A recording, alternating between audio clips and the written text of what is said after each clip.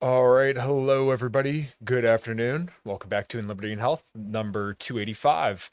I apologize for being a few minutes late. That's mostly on me. I was an idiot. Didn't send over the link to my wonderful guest tonight. Last time she was on, it was a really, really fun show, really, really cool show, and I think it's going to be the same deal this time.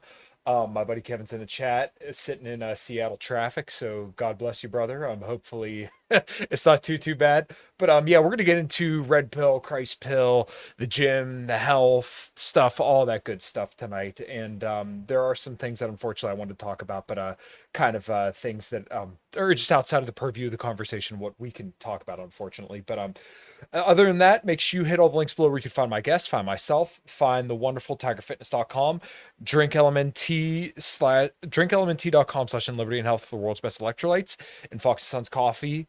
We use code Kyle at checkout to let Steve know that I sent you and get some of that wonderful Fox and Sons coffee, or as Tommy would say, that BBC big black roast coffee.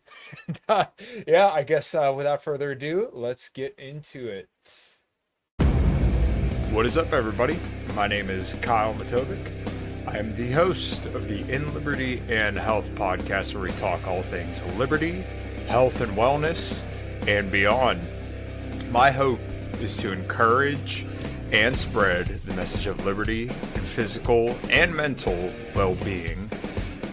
I hope you enjoy all the topics we talk about with our guests. We're on all major streaming platforms, so please sit back, relax, and enjoy. Man, I'm doing as good as anyone can do getting buried by his 13-year-old son on leg day. I'm not going to apologize for not being on this podcast because I got to go see Metallica. So if that's a problem, kiss my ass. Okay? All right. Returning to the show, Miss Rachel Wilson, how are you? I'm so good. Thank you for having me back. I want everybody to come watch this podcast because I think it's one of the criminally underrated podcasts that's out there. You've had great guests and great episodes, and I'm just like, why is Kyle not blowing up more? So I'm going to just plaster this everywhere and tell everybody to watch your stuff because I think it's very good. I'm a big fan. Oh, well, thank you very much. I sincerely appreciate that. And I have a guest who I won't quite say, who did like the tweet that you retweeted, who's going to be coming on. I know you really like this guy, and I've grown to really like him as well, coming on the 28th. But, people will see. I'll tell you once we're off air. Okay. Unfortunately, there were some things I wanted to talk about tonight, but, I'm sure we'll be able to discuss those perhaps at a later date. But, Yeah. this whole deal with the Christ pill and red pill has been very, very fascinating to me. And I was listening to your stream with David Patrick Harry, who at first, when I heard him talk about the red pill, I did not like him, and I took a few swipes at him, even though in like other contexts I generally liked him. But after that last stream you did with him, um, my impression of him greatly improved, and I really, really enjoyed that stream, not only from your perspective, but also his perspective. So, and also I want to talk about your health journey because I don't think we covered that last time. But I guess first things first, I find that you're probably in strange company with strange bedfellows when it comes to the red pill, because you and your husband have kind of considered the red pill space more fellow travelers, and I think you guys have had reasonable criticisms, but also have been able to understand it better than anybody else in your general sphere. Yeah, we feel like that a lot. It's kind of frustrating because, I mean, one of the reasons my husband's channel has become so popular is because he's very good at making sure he actually understands the worldview and the opinions of, whoever it is he's debating or the two people that he's moderating a debate for. He genuinely wants to understand the worldviews and opinions of those people because if he does disagree, you can't properly dismantle those things if you're Right. getting it wrong. You know what I mean? So we try really hard to honestly understand what these people are saying. And what has happened with the red pill, especially for those of us who are on the more traditional, I hate all of these labels. No, I feel like they're so overused and abused and nobody knows Mhm. what they even mean anymore. Right. But like traditional conservative Christian Yeah. side of things, they just think, oh, red pills they're degenerate pickup artist guys. And they just want everybody to have lots of, crazy fornication, and they're against marriage. And I think that's a really unfair characterization. Mhm. I've done shows with people like Pearl or, other people who are kind of controversial, and I will not say that they're not. Of course, Pearl's very controversial. She Right. comes out and says, I say stuff that she doesn't agree with. She says stuff that I don't agree with.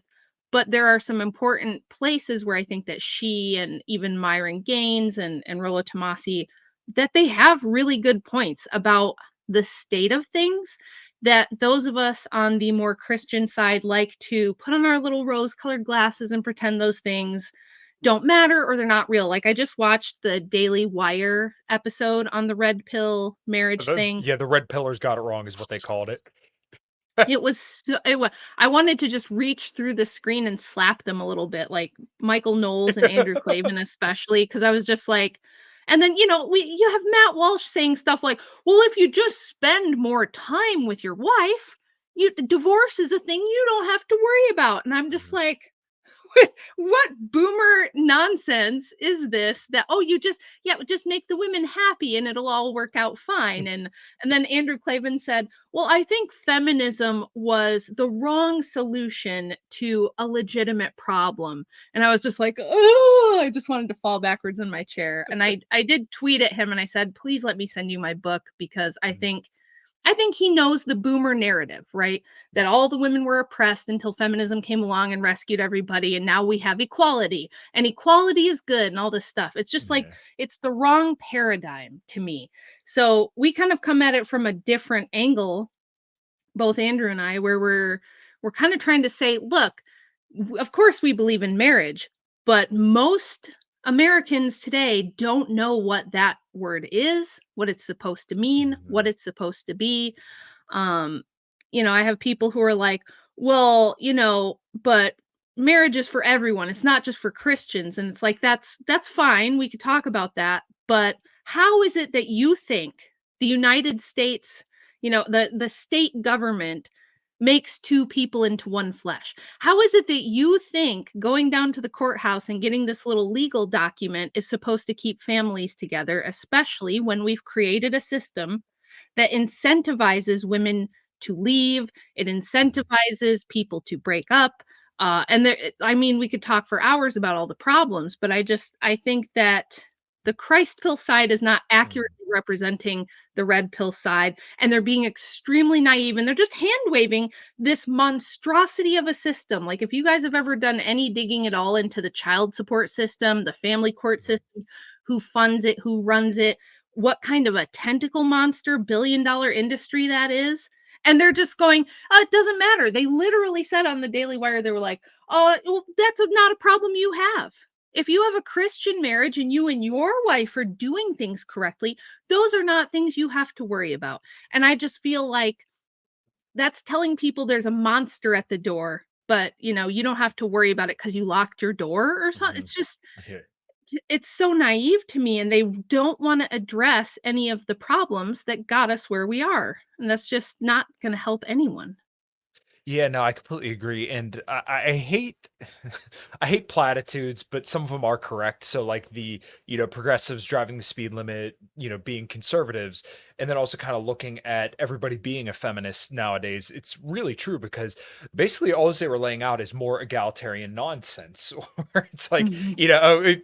kind of like you said earlier on in the show, though, like just cover your eyes and your marriage is going to be perfectly fine. It's like, okay, well, for you guys 30, 40 years ago, that might have been okay. But like for most people now, like the entire dating landscape has completely changed. And, men's expectations and women's perceptions have completely changed. So, you have free 4K streaming porn at all times. And then you also have women's perception they can get any guy, anytime, anywhere because they see all these other girls doing it. So once again, their Right. perception is, hey, I could do this too. But now we live in this distorted reality where like, okay, well, you have to understand as a woman that eventually your day in the sun's going to go away.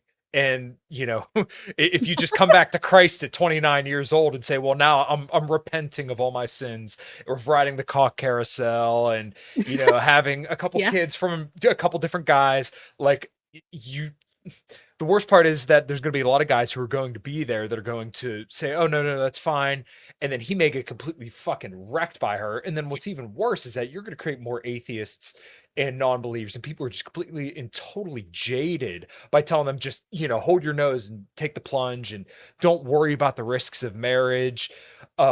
I think stuff like that's so harmful, and it's why I hate dishonest marketing. You should always be honest with your audience. You should be honest to the people that you're selling to, and you should let them know up front, like, hey, these are the risks, these are the benefits. You decide what you do. And this is why I think you and your husband and myself all kind of, look at the stuff through the same angle, why we all kind of see red pill praxeology as kind of like a necessary and good thing, is because, like, hey, we can look at these problems and say, like, this is the reality. Go in with the knowledge and then decide what you're going to do. Don't just say, okay, well, fuck it. Matt Walsh and Daily Wire said, go get married. You'll be fine. Yeah. Just listen to that. I think it's just very, very dangerous. It is, and you're right. It's kind of deceptive. They're selling something. They're selling you something that isn't true and doesn't really exist. And I don't know if it's because like these guys are men for the most part. I feel like Candace made some more better points, shockingly, than the men did.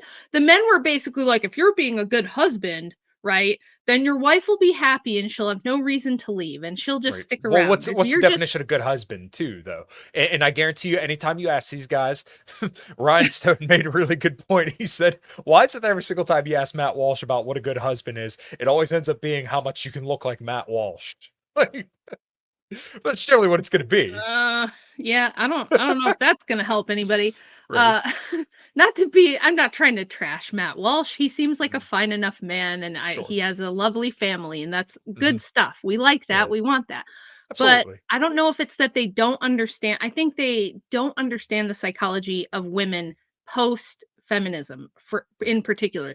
Women have Mhm. always had a certain nature and a way that they are that's different from men. Obviously, we think it's an ontological thing. We don't see human beings as just like interchangeable widgets, but some of them have long curled hair and some of them have beards. We don't see it that way. We see male and female as created different by God. Mhm. And something that I don't think these guys understand about women, even without the feminism stuff, there's been two big large scale studies done. One I've talked about a whole bunch, the 2009 study, the paradox of female happiness, Mhm. but they did a follow-up study that was even bigger and more cross-cultural to that study, where they evaluated the metrics of happiness and the all of the like metrics of how much mental illness, depression, anxiety, like basically the mental state of women and what factors affect that, like their financial status, their socio-political status, all these different things. And what the authors of the study concluded is that just it doesn't matter the time, the place, the circumstances, women are not very happy. They're just like Jordan Peterson always says, women are more prone to negative emotion. And that's Mhm. true. It's just true. I had a lady today on Twitter who said, I made a tweet about wifely submission, and she was like, yeah, I want to be a good wife, but that's really hard for me when I feel like my wants aren't being met. Now, she didn't say needs. She said when my wants aren't being met. And I often feel like I want more. And I was like, welcome to being a woman, right? You're always going to have Yeah. times when you feel like you want more. Do you think men don't, by the way? Do you think men ever are just like, wow, my wife is the best I could have gotten. She's perfect. No improvements can be made. She couldn't improve if she tried. Mhm. It's this silly idea where we think marriage is about happiness. Mhm. Like I should be happy, and if I'm not happy, there's got to be a problem with my marriage. Mhm. And this is the thing about women's minds that I think these men don't understand. The reason that you can't build a marriage or a society or a family around women's emotions. We have a lot of hormones going on. We have a lot of ups and downs, and we're just much more prone to being affected by negative emotion like anxiety, worry, stress, depression, all these kinds of things. 26% of American women are on antidepressants or psych meds of some kind. Mhm. So if you think that the key to keeping your marriage together is just, well, make her happy, just spend more time with her, just give her what she Mhm. wants until she's happy, that's impossible to do. Right. Okay. We don't talk to women about the fact that your marriage and your family is not about you feeling happy all the time and feeling like all your wants are met. I've never heard a woman be so forward about it, but I kind of appreciated her cuz she was honest. She didn't say he's not meeting my needs. She was like, I just feel like I want more a lot of the time. And that makes me want to be disobedient. It makes me want to challenge him on things. It makes me want to be The difficult. shit And it's tests. like, yes, the shit test. So it's like, these are the conversations that they're having on the red pill side. Now, I don't agree with like Myron about you should get 50 bodies and all this experience before you get married. First of Yeah. all, that's never going to happen for the majority of men. Right. Most men are never going to get 50 girls in the sack, but even by the time they're 35, it's not going to happen. It's Right. even by his own statistics, highly unlikely. And I don't think that that kind of experience is helpful. I don't think that just sleeping with a bunch of chicks is going to like teach you about women. Mhm. I think there's other experience you should have with women Sure. to learn about that, but having dads around would be a huge help. Having, Mhm. masculinity not be painted as this toxic, problematic thing would be extremely helpful. Mhm. Men used to be more comfortable having authority, creating boundaries. They knew that that was their natural God-given right that comes along with all the responsibility of running the entire world, Mhm. and creating the entire infrastructure and all of the systems that make our wonderful modern world run. But over the last 50 years, we've like beat that out of men where we've told them, no, that's problematic. You need to have all the responsibility. But if you have authority, you're going to be abusive with it. We can't trust you. You're going to be aggressive. You're going to be abusive. So you can't have any authority. Those kind of things are what's wrong, and those are the conversations that we're not having on the Christ pill side that have to be had, or these Mhm. problems are not going to get fixed. Simply telling them make your wife happier isn't going to work. Yeah, well, when was the last time that like you listened to a woman and then took what she said, did it, and then she still wasn't happy? Like Every I'm time. sure every single husband, boyfriend, whoever, guy who's just seeing a woman knows that that's the truth. So I want to get to a few of these comments here. Meredith, she definitely looks thin. Yes, we will definitely get into that Mm, towards the end of the show. Yes, she's oh, referring to you. thanks. Oh, that's so nice. um Gustav, I believe I need to watch this one from the beginning once it's over, and I found my next Audible credit, so that's pretty cool. He'll be going to support you. My buddy Kevin, I had a pastor that coaxed married women who attended the church into getting massages from him. He was married. That's not a Yeah. good not a good pastor. Christianity doesn't No. fix it. I would one conversation I'm sure we'll get into a little bit later is Orthodox Christianity, because this has been probably the only branch of any religion that's kind of piqued my interest. I'm Yeah. not sold because I'm just far too ignorant of religion, but all the conversations I've had with the people in the Orthodox Christian community, I've absolutely loved, and all the people there. Anytime I bash religious people, it is never about Orthodox Christians because they're always um, very, very well composed, and I think that you guys have the best overall kind of outlook on things. There's some things that I just need to learn more about before I give a more Yeah. educated opinion. But like every single time I hear you, Buck, Tommy, Jay, your husband talk about anything, especially when it comes to a certain country in the Middle East, I'm like, wow, these guys just have like the best stance right off the bat. So anytime I bash religious people, it's never you guys. So the same way as like every time I see people talk about those red pill guys, and they, instantly go to Fresh and Fit, Pearl, Andrew Tate, who Andrew Yeah. Tate isn't even explicitly red pill. I'm like, oh, they're not talking about me, but I still feel that like need to kind of say like that's not me. Like this is what the Right. red pill is, but no one's gonna listen anyways. And then this one last one, Meredith, study shows that single women are the happiest though. So is happiness the actual metric to use for success? I want to give my thoughts on this, then I want to throw this over to you. I don't think happiness is a good metric because I don't think you can just walk up to people at random times and ask them if they're happy, because when I'm the happiest, it's when I'm playing like a show, right? When my band is opening for Lita Ford or Steel Panther or something. Yeah, something like that. I'm I'm an OG ecstatic. Lita Ford fan. Don't you Yeah. make fun of me, people. She's underrated. We opened for her She's twice, and both times it was awesome. But like that kind of stuff, I'm ecstatic. But then right after that, or I hit a new record on the deadlift, I'm stoked. But then it immediately goes away because the human right. condition is defined by discontent, and especially as Yes. guys, we want to keep doing better and better and better because we have this innate burden of performance where we're always expected to do better and better and better. And like if we didn't, we would have died off so long ago. Women wouldn't have wanted us, so stuff like that. So what do you think about women being happy? And what do you think about, single women, particularly supposedly being the happiest of all women? Well, that statistic, first of all, comes from one specific gentleman, as far as I know. Like most of the time when Mhm. people reference that, it comes from this one researcher from the UK who says all the time that single unmarried women, childless women are the happiest, and he thinks marriage is a good deal for men and a bad deal for women. He bases this on some really narrow, I mean, everybody probably knows about the sociological and psychological problems with studies, how they can't Right. ever, like, they have the worst of the replication crisis. They can never seem Right. to replicate any of their results in a lot of things. I think that's different than doing like an epidemiological study, like the paradox of female happiness was different than that. They're talking about things like surveys. And when we talk about happiness, Mhm. what does that mean and stuff like that? So Mhm. it's like, yeah, asking women how they feel about things is not science. Exactly. Yeah. And I don't think anything should be based on happiness because, Right. who's happy all the time? Who have you Mhm. ever heard say, "Well, I wasn't ever very happy until I got married and I've been happy ever since." I don't think Mhm. anybody even thinks that way. So it's more like we're going to struggle in life. Life's going to have struggles, challenges, it's going to have good days and bad days and suffering involved in it, and it's like, do you feel like the juice is worth the squeeze? Do you feel like you're getting something out of what you're putting in? Like somebody in the chat said, contentment. That's a better word, I think.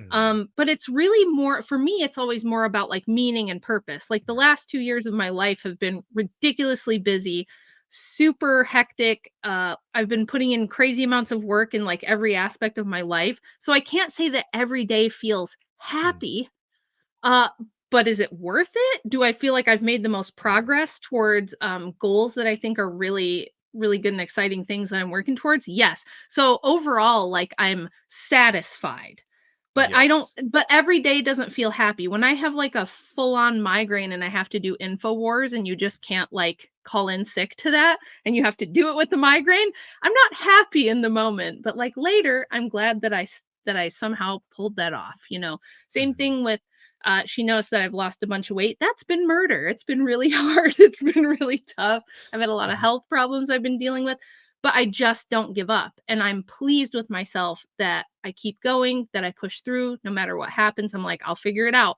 I'll work it out. And I keep going. Those are the things that kind of give you like my dad used to always tell us, me and my sister when we were growing up, that self-esteem is based on acting in a way that you can be proud of later, that you'll be proud of in 10 years. And that, like, really Yeah. stuck with me, and I think that that's Yeah. true. So, happiness, I think, is kind of fleeting. It's a mood, it's a moment, and you can have, like, bad years in your marriage and still come out the other end and be really glad that you did stick it out and that you worked through things. Mm. Yeah, so maybe some of the red pill guys might actually knock me for this, but whenever I have a bad time, like my wife and I may have like a disagreement or something like that, and like very, very rarely do her and I have any issues ever. But in those moments, I do actually kind of like to look back and think about this one particular moment, the day that we were getting married, and actually looking out into the beach, the coastline of Florida, and counting the seagulls until I could turn around and finally see her, coming down to the beach so that way we could say our vows and everything like that. And I also think about the time that we first met and stuff like that. I guess the question I would always ask is like, would I ever take that moment back over what we're dealing with right now? Like last month was a very, very hard month for myself in particular. And it wasn't like anything that I knew I couldn't get over, but it was just like a lot of external shit, not like personal stuff, but just kind of like bullshit constantly being shoved at me. And then even at like my work and stuff, all the other guys were like, man, fucking January was rough. And I think everybody was kind of feeling that way. But like I said, I think back to those kind of moments, or like I was saying earlier, opening for Steel Panther or Lita Ford or something like that. I think about those moments, and I ever think like, is being in a band, is being married to my wife, are those, are these horrible moments worth not doing any of that? And the answer to me every single Right. time is that like it's clearly worth whatever suffering that I'm going through right now to have been able to do all that and to continue to keep pushing forward. And I'm sure you probably have plenty of moments like that with Andrew. Yeah. Oh, yeah, for sure. January kicked the shit out of us. Like, Right. it started off like right on New Year's Eve at midnight with me Mhm. making a little tweet that I thought was fine, and it blew up into a whole thing. which we're not going to get into today for Right. reasons. But it felt like the whole month was just people attacking Right. a straw man version of me that didn't exist, and me being Mhm. constantly on the defensive, and then me going back and forth with, I don't even need to defend myself against this. It's so nonsensical. And then me going, well, but I do feel like, and you feel like it's external stuff pulling at you, like you said, like you feel just like you don't have a lot of control, which really I always try to remind myself the times I think I have control are mostly an illusion. I really don't have as much control in life as I think I do. All Mhm. I can control is how I react and what actions and steps I take. So I Right. try to focus on that stuff. But it's like, yeah, Andrew and I have had rough times. I mean, we've just gone through hard things. We've gone through like really heartbreaking, really difficult things. Um, we've struggled because we had a large family and we started out with no money. And it's like, clawing our way out of debt and Right. things, which we've done. But it was like, it was a long decade of just working and grinding every day all the time. And, Mhm. you feel like, it's been years and we're not where we want to be, and just constantly trying to level up, constantly trying to improve, constantly trying to get better. And I think the thing, other than our faith, which is the primary thing, and the fact that both of us just really wanted to have like an intact family and keep it together because we just know what it's like when that doesn't happen.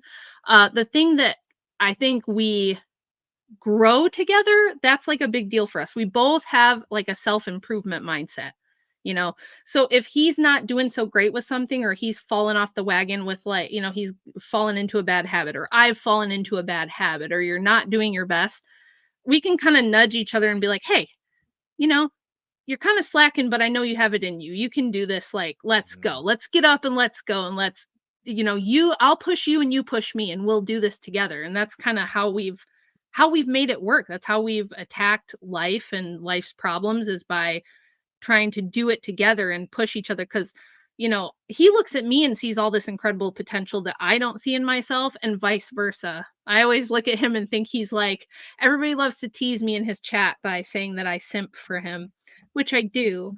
But it's only because I think he's fantastic and amazing, Mhm. and I'm constantly in awe that I'm married to this person. So when he's having a bad day, Yeah. I try to remind him of that, and he does the same thing for me. And so Mhm. that's pretty priceless, though. I will say Right. that's pretty priceless to have in life. If you've got that, you can get through anything. Yeah, well, and I think that's kind of your job as a wife. And obviously it's not my place to tell people what they're supposed to do, but I do think, a good wife, a good girlfriend is always there to be supportive of their husband, always make sure that like, hey, all your other needs are met that you don't already take care of. Right. Let me see here. Nuke said, stupid fucking Discord. Always needing a perfect mental state is a female trait. See COVID-19 measures to keep us safe. Yeah, exactly. Well, the Exactly. world's a fucking dangerous Mhm. place, and I think that's kind of what red pill praxeology is mainly about, is to give guys the equipment to go out into the dangerous world and say, like, okay, well, now you can accurately assess threat in your risk tolerance, and then also where you stand and how much you can take on in terms of risk and all that stuff. Like, hey, Yeah. so if you know that the average guy has like the average marriage is, what do they say, 56% of marriages end in divorce, right? Then what Yeah. can you do as an average dude to put yourself out of that average? And it's really not much. So like Nuke and I talked about this when he was on the show last. Like the average dude's over like 200 pounds. He can't even deadlift like 300 pounds. Just very, very simple stuff that like if you Yeah. put conscious effort into going to the gym for like a year, if you eat just somewhat right, decent amount of fiber, protein, whatever, Yeah. like just do that and work out 2 to 4 times a week, you're gonna just fly right out of average in like a couple months to a year. And then that already Yeah. dramatically lowers your risk of a woman leaving you or completely fucking you over. But I mean, even beyond that, you still have to accept that at some level that still could happen. And that's really what I think a lot of the main ideas around the red pill is just that, like, accepting the risks and just understanding the world around you as it is your place in it. Yeah, 100%. And I mean, it's not like it's risk-free for women, but even as a Mhm. woman, I have to admit that the entire system is built. It's this is the paradox of feminism. Women are strong and independent. They don't need men for anything. They have total autonomy and agency over themselves. Right. but at the same time, we have to build the world around reducing risk for women, right? Right. We have to make everything geared to, because this is something that I criticize my team. I hate this whole thing of everybody being on Yeah. teams, but it's like the Christ TradCon group online, just if they see a woman sad, it has to be the fault of a man somewhere. They really have this idea that Right. women are born angels, innocent, well-meaning angels who would never do anything bad, would never do anything wrong, unless and until a man somewhere came along and corrupted them, let them down, failed them in some way, and Right. now she has to do what she has to do to survive, and that's why she's Mhm. the way she. It's like, no, that's all bullshit. I hate to tell you, but that's such bullshit. Uh, Women learn from a very early age how to manipulate and how to, like use a lot of kind of subversive tactics to get what they want, because it's not like when you're a man and if guys have a disagreement, they might just punch each other. They might they might Mhm. just work it out on the playground or whatever. Women don't learn that kind of thing, and they don't learn hierarchy. We don't have a hierarchy among women the same way that men do. So it's like they Mhm. learn other tactics. They learn to be to cry if they get something they want. How many times have you seen a video where a cop pulls over a woman and she'll start to cry to try to get out of the ticket, or she'll flirt with the cop to try to get out? Men can't do that. I mean, Yeah. maybe a small, tiny percentage of men could get away with that with a female cop, but generally, it's like women just learn different methods to get what they want than men do. And we're all going to sit around and pretend like that's not true. We're going to all sit around and pretend like a hot 22-year-old can't get anything she wants from men. Like Mhm. she can literally just get anything just for existing. And when that's all you know, it makes life really hard when you hit 30 and suddenly that's not happening anymore. And Right. this is when they all go on TikTok and start to cry, right? I don't understand why the world is so mean and why everything's so hard. And now I'm lonely and I don't know what happened. And it's like we do them a horrible disservice by treating them like babies and acting like it's fine that when they're 22 and hot and they're on top of the world, that like, you go girl, that's what you deserve. We're always telling women about what they deserve, and then Mhm. we always tell men about, you need to step it up, you need to do better, you need to try harder. Right. Nobody feels bad for men. If a man goes and makes a TikTok crying, the reaction's usually overwhelmingly negative. Right. They can't even do that. And I'll hear people say, well, that's why we need feminism. We need feminism because men have to know it's okay to be weak and cry. And it's like, no, no, you're also just missing the point. It's not that we want the men to be more sensitive and effeminate. It's fine and good and healthy for men to have a lot of responsibility and to be challenged. Like you said, men need challenges Mhm. or they feel like they're dying. They just feel Right. purposeless. They get depressed. They start to just feel like there's no point to living. Men need a good challenge and they need responsibility. Mhm. But they also, you can't put that on them and then tell them they have no authority. It has to be both together. And then for the women, it's like, yeah, you can have some agency and you should have some agency, especially if you're going to be a mother. I always say people seem to think that I think femininity is weakness. I do not. I absolutely don't think that you should be weak and incapable and incompetent and unable to do anything in life as a woman. That was certainly not the case when my grandma was growing up. Like, she could go in the backyard and butcher a chicken. She could raise a whole garden. She knew how to roll Mhm. cigars. She could, do farm labor. She could do all kinds of stuff. She was an incredibly handy, capable lady. She just didn't think it was her job to tell every man around her what he needs to be doing and that he needs to be doing it on her time frame and things like that. So there's a historical way that men and women have always gotten along in the world that worked really well, and we just decided to like invert that, and now we wonder why everything's problematic. And this stuff seems like it should be simple, but trying to, I mean, just listening to the Daily Wire guys talk, I was like, they're on the moon, like, they're not even close to reality. They're not even close. It's so bad. It's so bad on, like, the conservative right. And I'm like, "How are y'all out here saying, 'Well, I don't see any reason why we should tell the gays that they can't get married.'" But then at the same time, you're like, "Actually, if marriage is bad, it's because the men aren't doing enough." It's just they wanna have, like, the weirdest it's like this weird cognitive dissonance on the right. I'm so tired of the whole right wing, to be honest. It's just I don't know what to do with them anymore. And it's to the point where I'm annoyed to Yeah. be associated with them. No, But at the same time, I absolutely hate the left, so I'm not going there. It's like yeah, I think you and I are in the same box in that respect because, like, I consider myself a right winger, and people may say that I'm not. And look, whatever, because these, like you said, these terms get to be so fucking goofy. But like, I don't know what else you call. I'm a blue collar worker who grew up from a single mom and busted his ass to get to where he is today. Had been with the same woman for 5 years. Absolutely hates feminism. Embraces inequality because I realize that that's a very, very important part of our world. yeah. I just hate the current representation of the right wing today because it's all anytime you hear masculinity, it's generally to manipulate a guy to do what you want to do, right?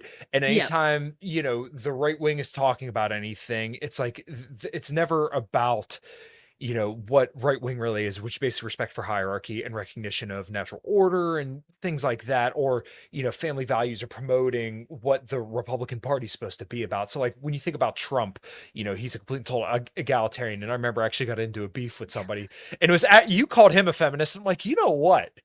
I can't think of a more accurate term to describe Trump, but like this is the guy who's foisted up as like the right wing champion. It's like, are you fucking kidding me? And then I you have know. Dave Rubin who adopted a child, and I think you and I kind of come to the same perspective when it comes to surrogacy. I think that's absolutely morally wrong because I don't believe there ever should be a child that's taken away from its natural birth mother, and especially given to a man. Like I think it's very, very wrong. And like this is our You right wing today, and this is who we have to be associated and lumped in with. And like that's not yeah. us at all. No, it's not. It's not. But I mean the lines have gotten so crossed and skewed, and this is why I'm annoyingly a philosophy bro because I think you have to understand Mhm. like the genesis of Yeah. ideas and where ideas come from. And then if Mhm. you have historical background on things, it helps a lot because a lot of us, I'd say 95% of people, you're plopped into this modern Americanist worldview. It's like a phronema, to use the Greek, where you see the world this way, right? Where we're Americans and liberty and freedom are the most important thing, but it's never really liberty or freedom to do something virtuous. When people Mhm. tell you about their rights, when they tell you about their freedoms, it's always like freedom to have abortion, freedom to do gay butt sex. It's Right. always freedom to, hey man, if I want to lay on the couch and smoke weed all day, it's none of your concern. And I'm Mhm. not hurting anybody, bro. So you get this like utilitarian morality, especially since we don't have real religion anymore. That I've been extremely critical and I get in a lot of trouble for the modern state of Western Christianity and how bad I think it is. Islam is not better. All the people out there who Right. think Islam is so based and they get it all right, no, They're getting it too. they've been subverted too. And Mhm. so it's like nobody knows what their morality is or where it comes from.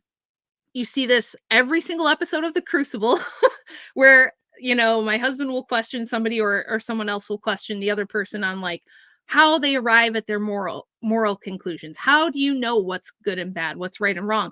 Most people couldn't tell you. They just know that they've been plopped into the current society they're in, and they know about Taylor Swift and Travis Kelsey or whoever, that ding dong football player that sounds like he can't string two words together in his little acceptance speech. I didn't even watch the sports ball, but I saw like a couple clips of that and I was like, who is this guy and why can't he talk? He was just like derp derp derp and just yelling stuff. I was just Mhm. these are the people that everyone's looking up to. And this Taylor Swift is like single and childless and 34 and we're supposed to believe that like she's the prize for Mhm. this high status dude and I'm just like, Right. yeah, the girl whose all her songs are about dumping guys or breaking up with guys and why they all sucked and aren't good enough for her. Yeah. And she's already hitting the wall and we're supposed to believe that she's like this glorious prize with her Mhm. awful attitude and everything else. So it's just our culture is so fucked right now that people don't know why they believe what they believe. They can't justify any of that even to themselves. So when they run into moral problems in life, they don't know what the hell to do. And most of their pastors don't know what the hell to do. If they even go to a church, if they even have a church, your lesbian bishop is not going to help you determine what's good and bad or right and wrong because she's already wrong. You can't be a lesbian bishop, okay? So it's like we just live in like funny world reality where it's I think most people in America now reduce right and wrong to like, is it hurting someone or harm principles? And Mhm. there's a lot of problems with just reducing everything to harm and consent. You end Mhm. up with the world we have now, if that's what you do. Yeah, well, this has kind of been something that's been bugging me a lot lately because, um, after listening to specifically some of the debates that your husband has done, when it comes to morality and stuff like that, I'm agnostic, and I've questioned my position a lot and the libertarian assumptions. And I think a lot of what you said there does kind of encapsulate a lot of libertarians in the way they look at morality. But I think about like when people ask the question, well, why can't people be necrophiliacs? And like, what is the libertarian objection to that? Well, there's no harm being done. Yeah, To me, it's like there's a disgust to that because it's not a living being who can consent, but once again, there's no harm being done. But like, if you look at it through a strictly libertarian worldview, which I've heard people do, they say, "Oh, well, there's nothing wrong with that. There'd be nothing morally wrong with yeah, fucking your mom or something like that." right. Um, I, what's the argument for that for a libertarian perspective? And like, it's just something I couldn't very well articulate. Although I would definitely say I'm morally opposed to it. But if you ask me why, I would say, well, I think it's wrong. I don't think you should be having sex with dead people. Like Yeah, that's disgusting to me. But once again, what I can't say I have a good grounding for that. So this has been something I've wrestled with for quite a bit. yeah. It's actually a really tough question. And like I said, it's if you look at the revolutionary period and the great thinkers of like the Enlightenment revolutionary period, and those were the architects of like the French Revolution and the American Revolution and some of the things they thought, you can really see how we ended up where we are now and how these ideas seemed like a good thing at the time. And I wouldn't throw the baby out with the bathwater. I wouldn't say that like Right. all libertarian thought is bad. Certainly not. I went through a pretty long libertarian phase in my 20s, and some of the things they get I think you should have a right to own property. I think men need to own property. In fact, one of the things that the Bolsheviks wanted to do to really push feminism there when they took over, of course they want to get rid of private property because it's part of the Marxist ethos where it's like uh Mhm. if you get rid of private property rights, everything else they want, they get it. But Right. they specifically would say the problem with private property is that men owning things and being able to pass them down to their sons and grandsons, this is actually the problem because then the women want to serve and take care of the men. And we Mhm. need them to honor the state. They should be serving Lenin, was what they would say. Your husband, no, you don't serve, honor, and obey him. Lenin is your husband now. Everything goes Mhm. to the state. If you have children, it's for the state. In fact, they didn't even want people to know who the paternity was of the children. They wanted to have like Mhm. kind of like this open parentage stuff. They didn't have Oh, I want to DNA get into this a testing little yet. bit. Yeah. Yeah, yeah. So they wanted to have like communal raising of kids because if you take away private property rights from men, if you take away paternity rights from men, what real motivation do they have to like build a business, accrue wealth, purchase property, Sure. build things that are, build great things that they're not even going to see come to fruition? It's going to be more for their grandkids or something. It just Mhm. strips men and neuters them of all of that motivation. And that's exactly what they wanted. Then the only motivation and the only loyalty becomes to serve the state. And then eventually we're going to get to this stateless society where we're all global citizens working for the common good of the global commune, right? Um, and part of what I do is read all the boring ass shit that feminists were writing 100 to 150 years ago or 200 years ago that nobody else is ever going to read. In fact, I've talked to women who have like PhDs in gender studies that haven't read the stuff that I've read. Mhm. And the thing about it is that it really helps you understand like the mindset of these people who pushed this stuff, who started these ideas and where it comes from. Then you realize just how bad it is. That's why like sometimes people will read my book and they'll be like, "Holy crap, I had no idea. Like I really didn't understand where all of this comes from." So I think there's aspects of liberty that are good that we should keep. But I mean, there were aspects of those things that we had under feudal systems and monarchies, like Hoppe will talk about. You know, I'm a big Mhm. Hoppe fan. He was really kind of the guy that got me out of libertarianism, actually. Mhm. If I want to be honest, but I know that a lot of libertarians don't like Hoppe. But if I like anarchist or libertarian ideas, they're going to be more that direction. Mhm. So I just see that through the last 150 years, the people who have tried to dismantle everything, just try to like completely annihilate the systems that worked for humanity for thousands of years. Those people, if you look at their actual spiritual beliefs, they are like Gnostic, they're transhumanist, they have some really crazy, really bizarre ideas about what humanity is and where it should go. And of course, they're always the people who think they ought to be steering it, right? So I'm totally against all of that too. I don't want top down tyranny. I don't want globalism. I don't want just that type of rampant tyrannical authority either. So I'm kind of rambling at this point. No, no, I'll no, let you you're good. rein it back in. Yeah. So it seems like a lot of like dissident right wingers would be more of like minarchist, which is a position that I would, wholeheartedly embrace because like at heart, I'm an anarchist, but realistically, that's never going to happen. So Mhm. like you said, hop, like the idea of a very, very tight social order that has libertarian ideals is I think the only way that you can kind of have a libertarian order in the real world is by having very, very high social expectations upon one another. Because let's face it, freedom is a lot of responsibility for people. And specifically, like when you look at like this whole border situation, we have to reckon with the fact that like these people may not be able to carry that same burden as well as some other people might be. And let's say Yes. they're any less of beings or less moral or anything like that. Let's just say like we need to accurately assess people and their abilities. And that's part of just, the natural order. Like there are just going to be some people that are better at things than other people no matter what. I wanted to tap on some of these comments. Caroline, hello. Thank you so much for dropping by. I think y'all focus too much on people's stats. If you ever listen to Travis Kelce's talk, it's clear he's not like the kind of guy who would ever seek out the red pill. He's just a normie. Get over it. I mean, he Taylor Swift is, Well, of course probably he's a yeah. normie. That's what I'm saying. That's why this is engineered. This whole Taylor Swift, Mhm. Travis Kelce thing is pretty engineered. It's Yeah. just like how they do with a lot of other things like this, where they did pick the most normie guy and then Mhm. put him with the biggest pop star in the world. And then Right.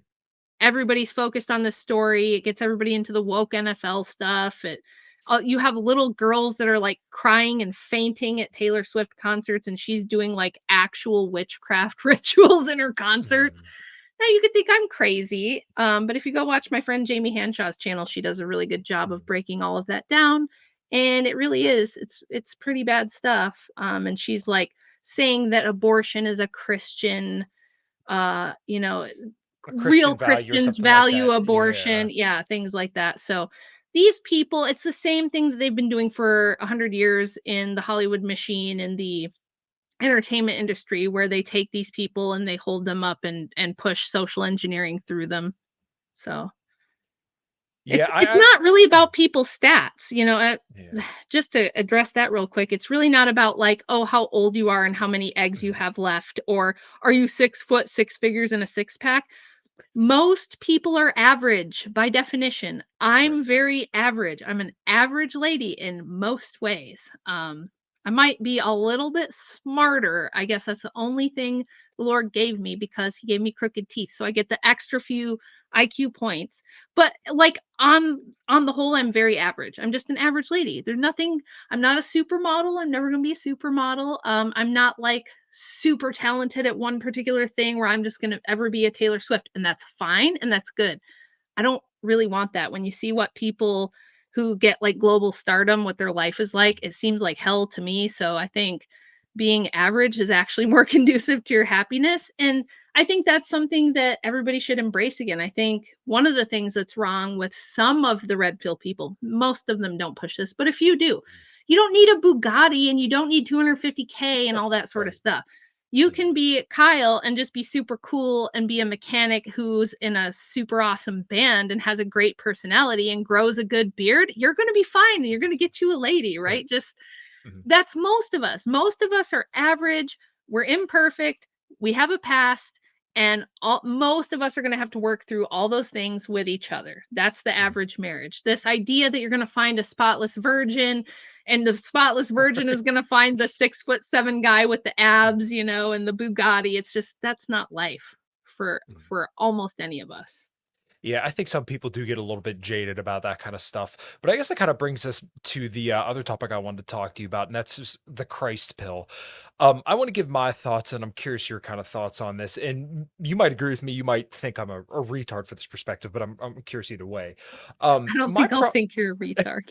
well, just caveating that very early on. So like Chase Sovereign Bra, he blocked me because I was kind of going after him, and I was being a little bit of a dick, but I think he deserved it a little bit. Um, he put out this tweet where he like described this wonderful trad woman, and then in the follow-up tweet, he said, "You can find your trad wife if you join my dating network." I was like, dude, come the fuck on. Like, you cannot market shit like that to people because you know what and I've made this point before. What's going to happen is you're going to make more atheists that way because guys are going to think, oh, I've prayed and I finally found, God finally brought me the solution because, I was disciplined and I prayed enough. And then they join this dating network and probably there's a bunch of 29-year-old girls in there who are finally deciding that they want to settle down. And then either they join that group to, they were a hoe all through their early 20s and late teens, and then now all of a sudden they found God, or they just want to fuck Chase. And then, when this guy who joins the group doesn't get his trad wife, he's disappointed. And he says, well, fuck it all. This is all bullshit. I'm fucking done. And then he gets jaded. And then he goes to the red pill. He subscribes to girls only fans because, it's all hopeless Yep. anyways. But like my problem with the Christ pill is that it's like wearing religion like a skin suit. And the red Yes. pill is just a praxeology. Religion is so much deeper. It's a much more personal thing that you experience on an individual level, and it should be completely separate from a pill because, like I said, religion is a very, Yes. very wholesome thing. The red pill isn't. It's just data and information. Religion is not. So, like, this idea that, like, we're aligning these two and equating these two, and not necessarily that people are doing this, but this is kind of like when you say the Christ pill, you're equating it to something like the red pill. And I think that plays down how significant religion is for a lot of people. And just shit like that is so stupid to me. Like, your religion is your religion. Your relationship with God is your relationship with God. That's personal to you, and your religion should be shared with other people, and you should enjoy it with other people. But like to just say you take the Christ pill just seems like it's such like a hand wave 15-minute Christian kind of deal where you could say, oh, I'm Christ pilled, and then um it just seems like to really cheapen people's sincere beliefs. And honestly, it seems like it's taking advantage of people's good faith. Yeah, I agree with everything that you just said. The thing the thing about it it's a little tough for me because do I want people to move towards Christianity and religion? Yes, I do. Mhm. For all sorts of reasons. But my frustration is that, for all the reasons that I had trouble evangelizing as a Protestant, right? I spent 40 years as a Protestant, but being somebody who was interested enough in the theology and like being able to articulate to people who aren't believers, because right, the non-believers are going to be skeptics by nature, and they're going to come at you and they're going to ask you all the tough questions. Why doesn't this in the Bible make sense? Why does it seem to say one thing here and contradict itself there? Well, if I can just repent on my deathbed, why bother living a virtuous life? If I can just do whatever I want, and then when I'm about to die, I just quick do a sorry God, I promise I believe, and then I'm going to be Mhm. forgiven. Things like that. I struggled with answering those questions because I was raised in like a Calvinist theology that is extremely illogical and it has a lot of holes and it has a lot of problems. I didn't learn growing up that that was invented 550 some years ago. It was not the first 1500 years of Christianity. None of these things were taught. That was not what people believed. And so now I don't want to come off as somebody who's like in there. I'm 3 years into Orthodoxy now. We were just baptized. We had a long catechism, Mhm. which I think you should have. I think you should take your time and really learn what it is that Orthodox Christianity is and what we believe, because I do strongly believe that if you do, it is miraculous. You'll look at the whole of it and you'll say, wow, this is like a completely holistic system that actually does make sense. It makes sense of my experience as a human being, makes sense of the world around me. It makes sense of how and why I need to have faith in this person called Christ. And it tells you who he is, which Western Christianity does not. And I get so much shit from that, you guys. You don't even know. I get so many angry Protestants and even Roman Catholics who didn't like that part of my book, who don't like that part of my tweets. But the unfortunate thing is, it does turn into this, right? So in my book, I take a whole chapter to talk about like the Great Awakening and how when the most radical Protestants came to America, it became sola scriptura gone wild, right? Just me and my Bible. The Holy Spirit will move me and tell me the truth about what's in here, and that's how I'll know what real Christianity is. When, if you actually know about the history of the Bible and how the canon was formed, we had 4 centuries of Christianity with no biblical canon. We had 1,500 years of Christianity before most people could read the Bible or had access to it on a daily basis. It was scriptures that were held in different churches for a few centuries that were read in the liturgy. So that it was the scriptures were there for the purpose of being a liturgical book. It wasn't Christ didn't come and leave a book. He came and left a church. He established a church. He created his bishops. His apostles were breathed on and became bishops with the power to remit and retain sins. And the Bible comes from the church, not the other way around. But when those radical Protestants got to America, they didn't even call their churches churches, a lot of them. They called them meeting houses. They wouldn't have a cross in it because they didn't want to do idolatry. They just started getting really wacky, weird ideas, like Anabaptists and Mennonites and some of the Amish folks. And then you got like Joseph Smith and all the Mormons. And then you've got Space Jesus and you get your own planets after you die. I mean, some of the theology out there is so wild and so silly that I honestly don't blame modern secular people for, oh, let's take a look at this Christianity and see what it's about. And they turn a few pages or they read a few scrolls on something. They're like, this is ridiculous and it's absurd. And how can anybody believe in this, right? It does. It sounds crazy. Then you get to Orthodoxy and you have this 2,000-year unchanged tradition that actually, like, you're finding out that the Bible is this incredibly, impossibly self-referencing, miraculous thing that's filled with typology. So, like, the tree in the garden is a type of the cross, and Adam is a type of Christ, and Mary is the new covenant, and all. There's way more than I could even get into in this stream. If you guys want to know all that kind of stuff, like Jay Dyer's channel is good for that. Seraphim Hamilton does a great job on his channel with that sort of thing. But you'll find that, like, Protestants took the best proofs of Christianity and the prophecies in the Bible being fulfilled by Christ, and they just tossed them out. They got rid of them. That's why their Bible has far less books. They don't include, a lot of stuff that we have in our Bible. And if you get an Orthodox study Bible, it's got the best footnotes and it helps make sense of all these things. It even explains in the front, like, what the different books mean, what periods they were in. Yes, there you go. The notes in that Bible are incredible. And if I would have had that earlier in my life, I think so many things would have gone different for me. But that's my little speech. But back to why the Christ pill thing is annoying. It's because, yeah, you can't take thousands of years of incredible, impossible wisdom, like the wisdom of the saints and church fathers, and turn it into, Jesus, bro. Yeah, Jesus, bro. Just come to my church and you'll find the good girls. It's like, if you look at Protestant churches right now, and even Catholic churches, my friend Tim Gordon, who is a Roman Catholic, talks about this all the time, that since Vatican II, the state of the Catholic Church has been feminist, socialist, woke, just as much as the Protestants. I wrote a piece on how big NGO money has infiltrated those churches and corrupted them. This is why they're pushing in Catholicism for gay marriage and female deacons, which, of course, female deacons is just their little stepping stone to female priests. And the Protestant world, ever since the First Great Awakening, has just been a total free-for-all of DIY theology, make up your own Jesus. You've got buddy Jesus, you've got boyfriend Jesus, you've got hippie Jesus. People are like the foot washing commercial from the Super Bowl. That is just woke Jesus, okay? Jesus Christ was a historical person. He was a historical person born and incarnated into a certain time and place. He's not an avatar or like a symbol for whatever you think things should be like, but that's what he's become. So when you try to just say, oh, Christianity will fix it, not in America, not in 2024. We've all heard the horror stories, but I'll just say my dad was a deacon in the church I grew up in.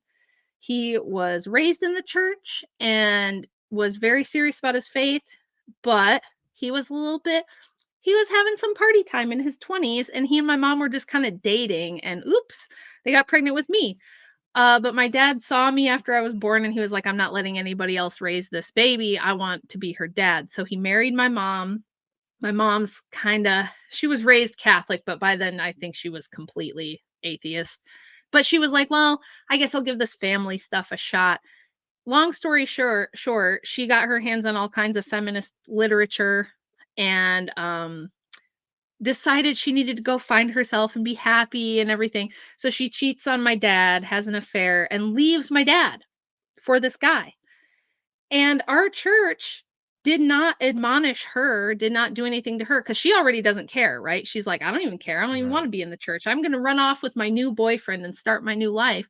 My poor dad gets kicked off the consistory. He can no longer be a deacon in the church because they're like, well, you're divorced now. And that's against our rules. So you can't. So he actually got kicked out of his church because his own wife left him. So how did that work out for my dad? He did what he was supposed to do. You know, he married the lady. Now you could argue that he chose poorly, and I'm sure he would agree with you.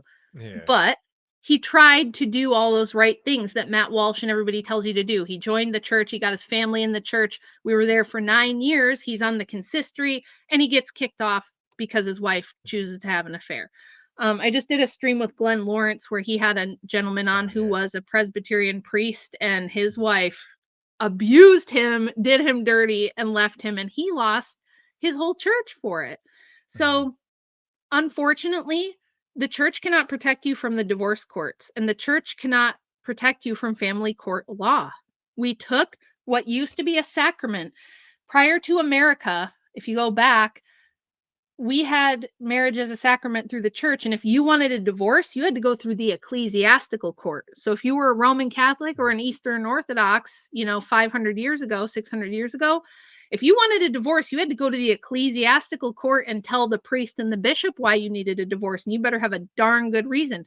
Now, they did allow divorce in cases of things like abuse, abandonment, insanity, certain special cases where, like, for whatever reason they feel the two people being together is worse for their salvation than them staying together. But usually it would be a deal like this. The priest would say, okay, we're going to give you this divorce, but only if both of you go off and be monastics for the rest of your life. So if you hate being together so much that you want to go be a nun and a monk instead, you can do that. And that would be the choice. But now that's not what we have. What we have now is a little license that you get from the state that if you just it's basically a roommate agreement is all it is. And it means for men that if the woman ever decides to leave, which she usually does, because like I said, women sit there and go, but I'm not happy. So maybe if I just get a new man, I'll be happy. I'll feel better. I want to find myself. I want to feel sexy. So I need to go get a new man, right? Sorry, kids, daddy's moving out. And Mr. Johnson's moving in, and this is your new daddy. And then you get taken to family court and you get taken to the cleaners. Your life is over. You get zeroed out. And this is extremely devastating for men. If you look at like the unaliving, the self-deletion statistics of why men do that, it's very often attached to getting zeroed out in family court by their ex-wife, getting their children taken away, losing everything they've worked for, because their men are told, just do the right thing, be responsible, and build a life for your family, and you'll be good. And it doesn't. And then they're like, wait, I did everything I was supposed to do, and now my life is gone. I've lost everything, and I'm supposed to start over now when I'm 40 or 35 or 45. It's incredibly tough. So to just tell people take the Christ pill, like you said, that does commercialize it and make it silly. And then trying to pitch a dating service.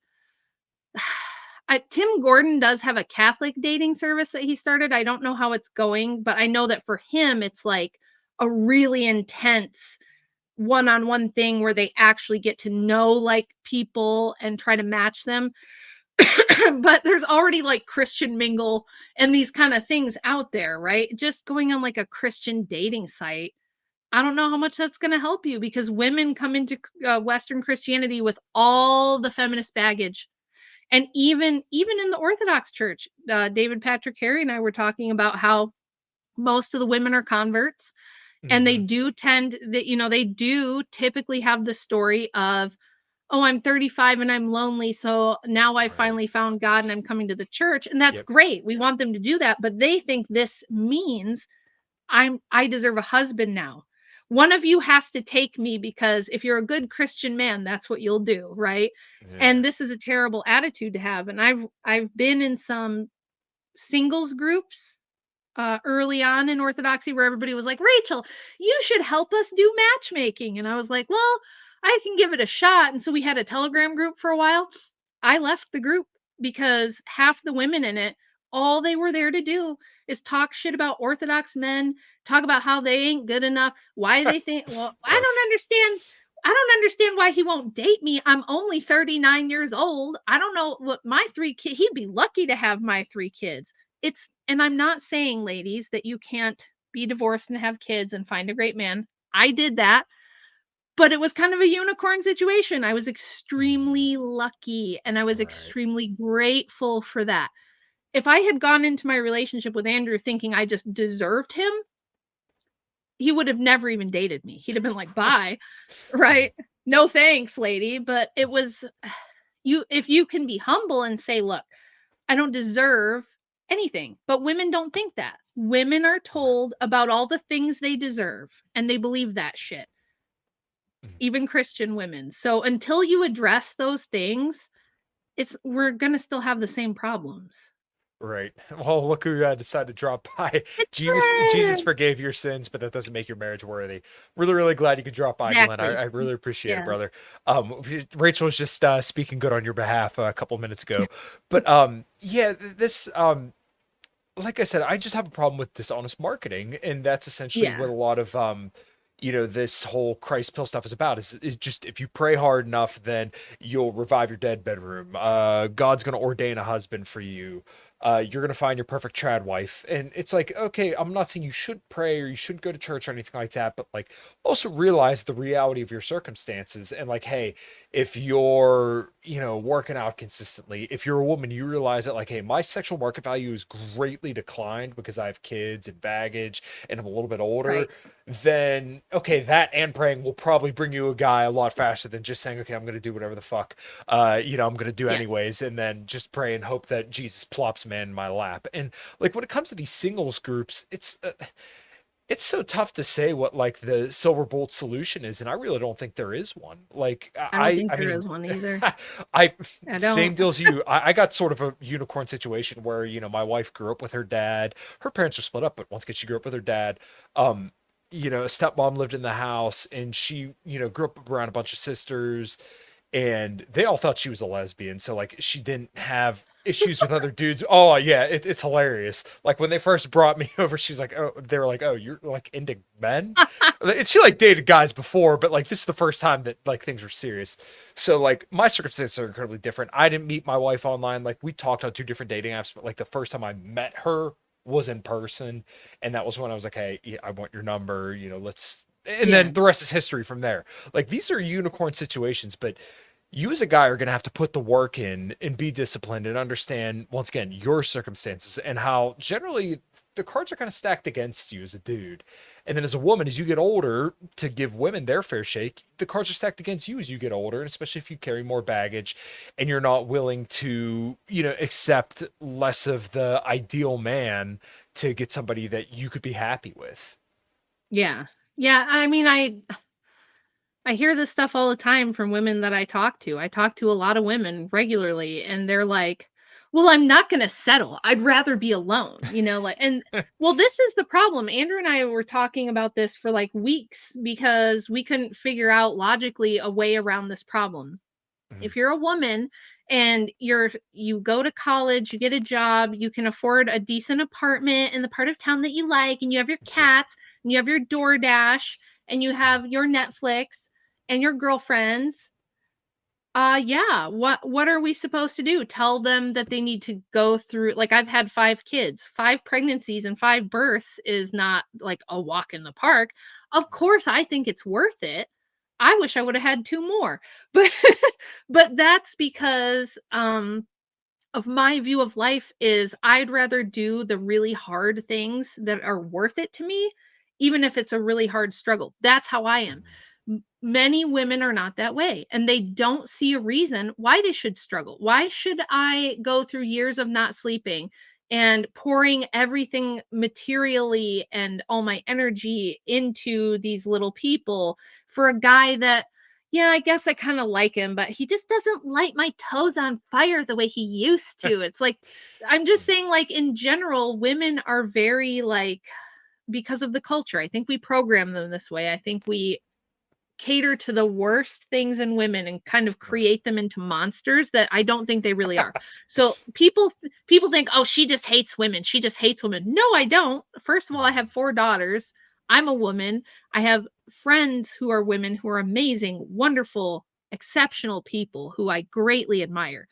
But I do think that the culture and the morality we have, and then all the propaganda that I've talked about on this show and a ton of other shows, it takes women's worst instincts and our worst weaknesses and it exploits them and it turns us into the girls that you see on the Whatever podcast. People think that that show is like, I understand why a lot of people think it's off-putting. I totally get that. But I'm here to tell you, those ladies are not just on that show and don't exist in your real life. Right. Yes, they do. I know them. I am related to some of them who think this way, who think to themselves, why should I not have an OnlyFans? That way I can get, fake boobs and lip fillers and the fake nails and the hair extensions, and I can create myself into this little porn cartoon character, which I can make even more money. And then, like, someday when that runs out and I want to settle down, if I find a guy who's impossibly too good for me in dealing with all of that, then I'll settle down. Other than that, why should I not just take the easy route? Why should I not just monetize my sexuality or get a bunch of student loans, go to college, have a corporate career, and do what I want? You see all the TikToks of the women talking about how great it is to be single and never have to wake up on a weekend. They can just kind of screw off all weekend. They don't have to plan anything. There's no pressure, right? How are you going to take a woman like that and then you'd plop her into Rachel's life for a day? She would be like, nope, no. Absolutely. Wait, I have to get up in the morning, and before I do anything for myself, I got to make breakfast for my husband and for the kids. I got to, do all the errands. I got to do all the chores. Like, my life is mostly about service to everyone around me. Very little of it is like just for me. That's one reason I love the gym so much, because it's the only 2 hours of the day that is just for me, but it's still not just for me, right? Because a large part of my motivation is I still want to be attractive to my husband because I'm attracted to him, and I want that to be mutual. So it's not much about my life is really directly for my satisfaction. And so if you take a woman who's lived that way and that's the world she knows for 25, 30 years, and suddenly try to flip a switch and make her into someone who has my kind of life, they're going to hate it. And I've seen this happen to some of my friends where they did college and they partied and they had their wild and woolly 20s and they had all this carefree fun and traveling, and they would think it was a fun joke to call me because I already had like 3 kids by my mid-20s, and they'd call me and go, "Oh my God, I went to this party last night and I woke up this morning. I didn't even know where I was. Like, I didn't even know what town I was in. I just went home with some guy and I was so drunk and blah, blah, blah." And they think it's cute and funny. I'm horrified, right? But then those girls, those friends of mine, did kind of feel the biological clock ticking, and around 30, 32, 33, 34, they shack up with the first guy that'll kind of take them, and then they have a kid and they hate it and they don't adjust well and they struggle and it's really hard for them. And it's actually really tough being a friend of those ladies and watching them go through that, and just me understanding like, oh, they're used to their life being about whatever they want to do at any moment. Right. And now suddenly they have It's to not all of a about sudden them. switch, right? And nothing is about them. And they Mhm. feel lost and they feel stressed. And it's a really, really hard adjustment. And I think we tell too many women, oh, wait until you're 35 and then suddenly become a family woman. We tell women that they can have it all. Yeah. One thing that I wanted to bring up earlier, was when it comes to like the OnlyFans stuff, I think a lot of people think that's just over there. So like, and also to another point, like a lot of libertarians tend to think that everybody should share their libertarian ethics and political beliefs, but the fact is like nobody does. I think this goes to like the way that we kind of teach women. So like, you'll hear libertarians say, "Oh, well, all police are bastards because they enforce unjust laws." It's like, okay, well, they're not libertarians. They don't understand Right. the law the same way that like we would, and apply, the norms of libertarian thinking to the way that they do their job. They're just normies. They think that they're generally improving society by being police and doing stuff like that. Women have been told that like, hey, you could do whatever you want, right? You could do everything a Mhm. man can do. You don't need a man. Men are superfluous, so like you don't need to keep a guy around, so who cares? And like I live in rural Pennsylvania, right?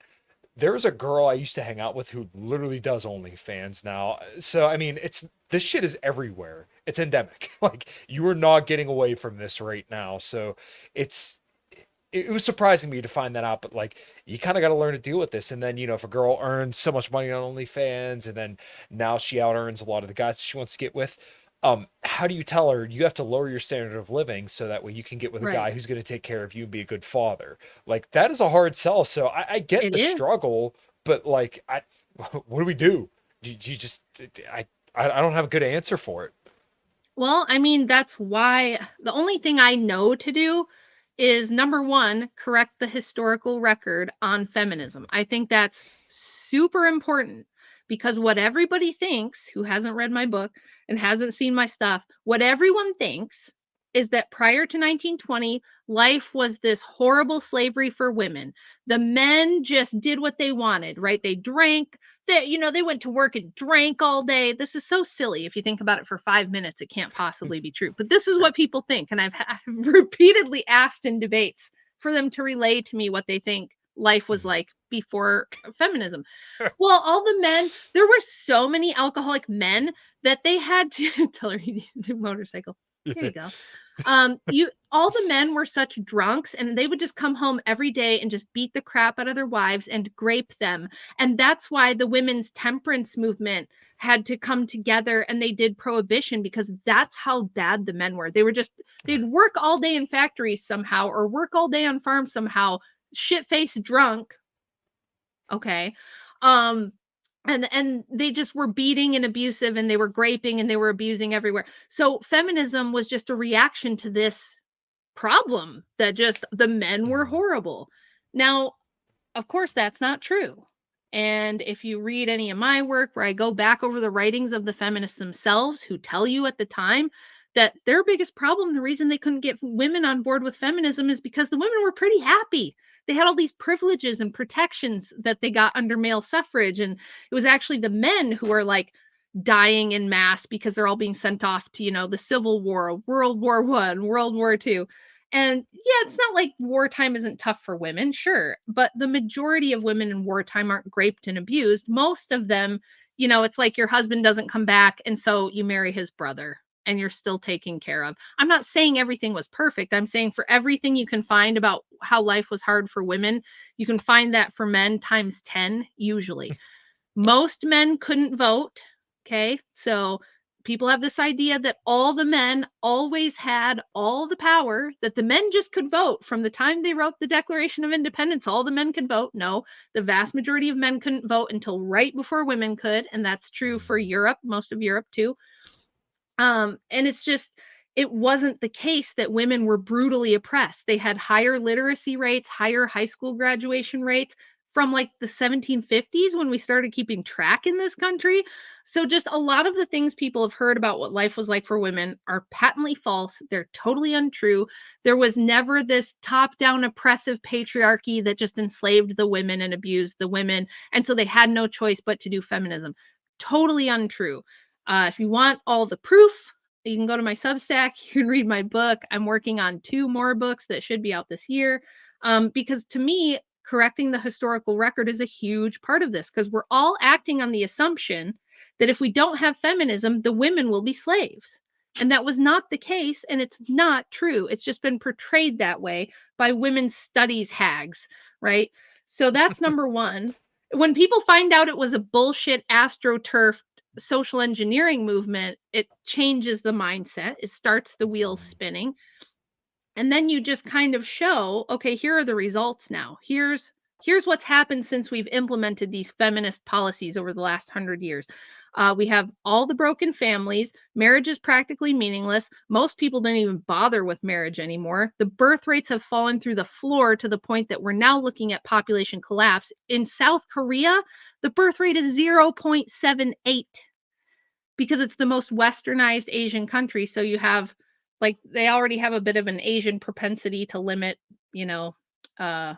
birth rates there. And then you add all the Western feminist stuff on top of it, the sexual revolution stuff, the female empowerment, women in the workforce. The average Korean woman isn't bothering to replace herself. And the men have mostly checked out. Same thing in Japan. There's only parts of Africa now that are above replacement. And if you ask the average person, most people think we have an overpopulation problem. Most people will tell you, oh, we're having too many kids. People are having too many babies and they can't afford them. And that's the other thing. People will say, well, it's not feminism. The reason why nobody's having babies is because people don't have any money. Now, the economy is terrible right now. That's true. We probably everybody who watches Kyle knows all the problems with the Federal Reserve banking system and usury and debt-based economy and all that stuff. That's all true. But the only people who are having babies are the poorest people, the poorest people, and then some of the top richest people. All the middle class, all the upper middle class are just not having kids. And it's not because they don't have the resources. It's because their priorities are material stuff, comfort, convenience, wealth building, security, having a big house, having toys, going on vacations, traveling, posting stuff for the Instagram, right?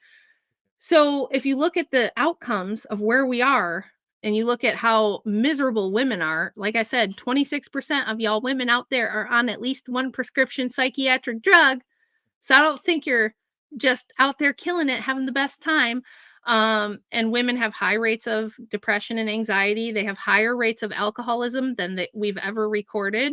If you look at all the terrible things that happen to kids who are raised in broken homes, especially if there's no dad around, it's just really bad. It's incredibly catastrophically bad. And you have to ask yourself, like, first of all, it's not sustainable, because people will ask me, they'll be like, what do we do? Like you just said, and I'm like, well, I think it's going to be a tough adjustment, but it's going to have to happen, or else, I mean, Andrew was just on whatever and asked Jasmine Jafar, if women don't want to have kids anymore, like if they all decide to do what you do and just do OnlyFans and stay single and never have kids, you realize there won't be a human race, right? And she was like, yeah, well, if that's what has to happen for women to get what they want, then I'm fine with it. And I've seen 3 or 4 women say that to him in a debate now, where they just say, yeah, if the human race dies out, it dies out, but I'm going to get my Gonna get my OnlyFans bag. Yeah. money. Yeah, I'm going to get my bag. I'm going to have my nails. I'm going to get my fillers and my boat. It's crazy. I don't think this is actually what's good for women. And certainly I don't think from a Christian perspective it is, because when you tell women you're perfect the way you are, you don't ever need to change, never be sorry, never repent, have no humility, because humility is weakness and that will get you abused. That's what we train women to think. That's the mindset we train them to have. So it shouldn't be a surprise that they're doing what they're doing and they're acting how they're acting. But it's like, yeah, you have material stuff and I guess you have a lot of convenience and you have a lot of comfort. But is that the same as having purpose and having meaning and actually being fulfilled and living a life that's worth a shit? Is anyone going to care? Are you going to even care when you're gone? So I just think that we have to change the way that people are thinking about feminism and about women and gender roles and marriage and all that stuff. Yeah, I definitely agree. I think that's definitely a good start. Let me read through some of these comments. AI and technocracy will only feed into temptation for convenience at the expense of real liberty, which seems less attractive due to the inherent responsibility required for it. Yes. Yeah. Nuke, thank you so much. Beating men, I believe at this point, alcoholism. Yeah, it's definitely taken Yeah. down a lot of people. But alcohol, much like weed and everything else, is a sedation. And this is why I've never smoked weed, never smoked a cigarette, anything like that a day in my life. I drink alcohol a little bit, probably like at most maybe 4 drinks a week.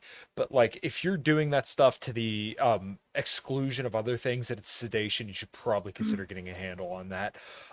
Is there anything else you want to touch on in the Christ pill, red pill, or anything like that? Or do you want to kind of top off with your oral health story? Yeah, we'll switch over because I've kind of said a lot of this stuff already. So if people have already seen my stuff, they don't want to hear me repeat it for the millionth time. But I don't think there's an easy answer to the problem.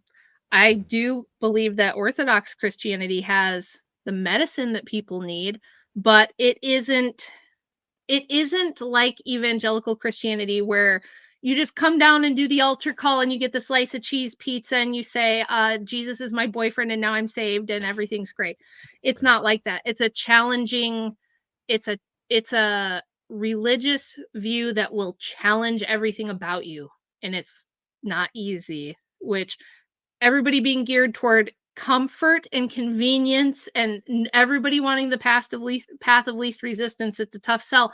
But what I see repeatedly is people get to a point where that's not enough anymore. They're like, the comfort and the convenience is just not doing it for me. I feel lost. I feel depressed. In fact, Andrew got a letter from a guy recently where he said, I grew up in a wealthy family.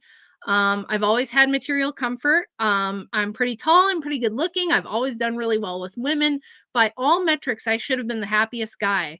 But I'm 30 and I can't remember the last time I woke up in the morning and didn't wish that I hadn't woken up that day. Like that's the level of depression this guy was dealing with for years because he was just like, I don't even remember the last day I woke up and wasn't like disappointed to wake up and have to do another day.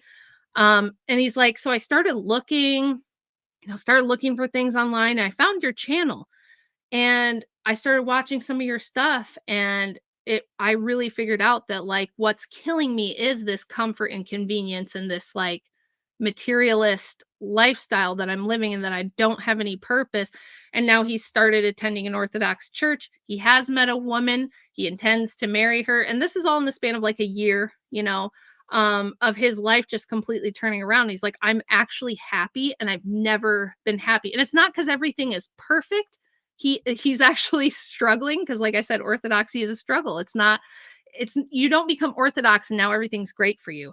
You're actually going to struggle against your passions and against, your weaknesses. And you're going to find out, as Father Turbo Qualls always says, you're going to find out that you're the problem, which is tough for people. But there's something really satisfying about struggling against those things. And I think that's what people actually need. And it's what you'll look for when you get to that point. So anybody who's out there looking, the reason I put out my work and the reason Andrew puts out his work is so that when those people get to that point and they start looking for truth and looking for purpose, it's there for them. And I think that's Yeah, all we can do. that's awesome to hear. And I like Father Turbo Qualls quite a bit. Every single show I've seen him on, I've really, really enjoyed it. And the most empowering thing about the idea of you being the problem is that you can change it.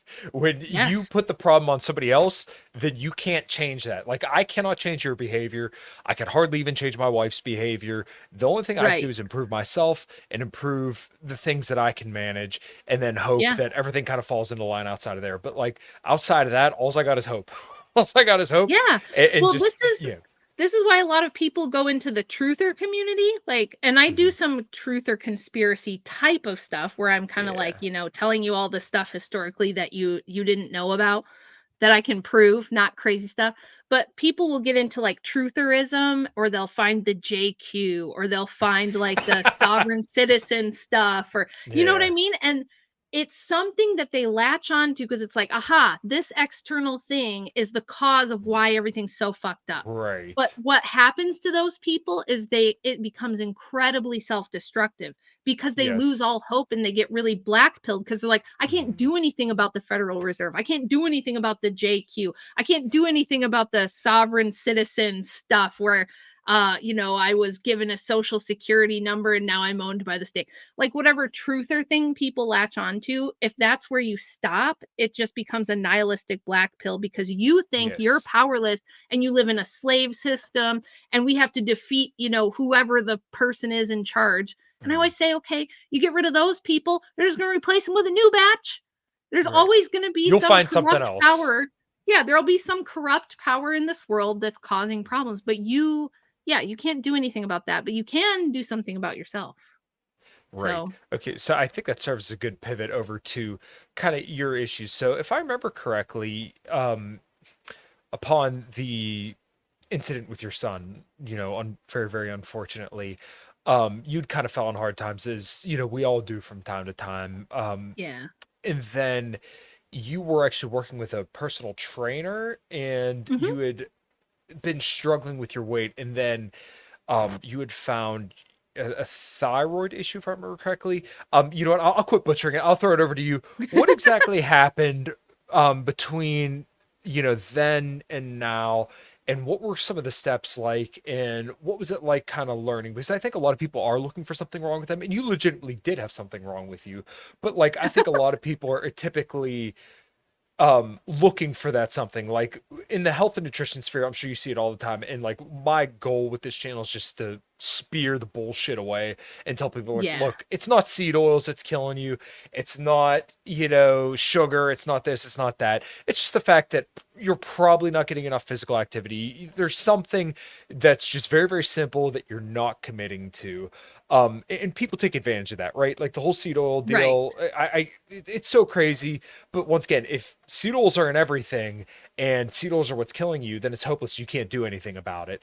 Right. When I see people talk about like, oh, I went over to another country and I lost all this weight, it's like, okay, well, yes, here in America, unfortunately, we put oils and sugar into everything to make it tasty, and so that way you get fat. Okay, well, now that you understand that, you have to understand that you have to eat appropriately. It's Yeah. not, some giant cabal conspiracy. And even if it is, then you still have to live with that, whether it is or isn't. Like that's still your reality. So, that's a little bit of a long tangent, but what was your reality with kind of dealing with your weight and then kind of getting to where you're at now? Okay, so I'll go back just a little bit to I was always a skinny kid growing up.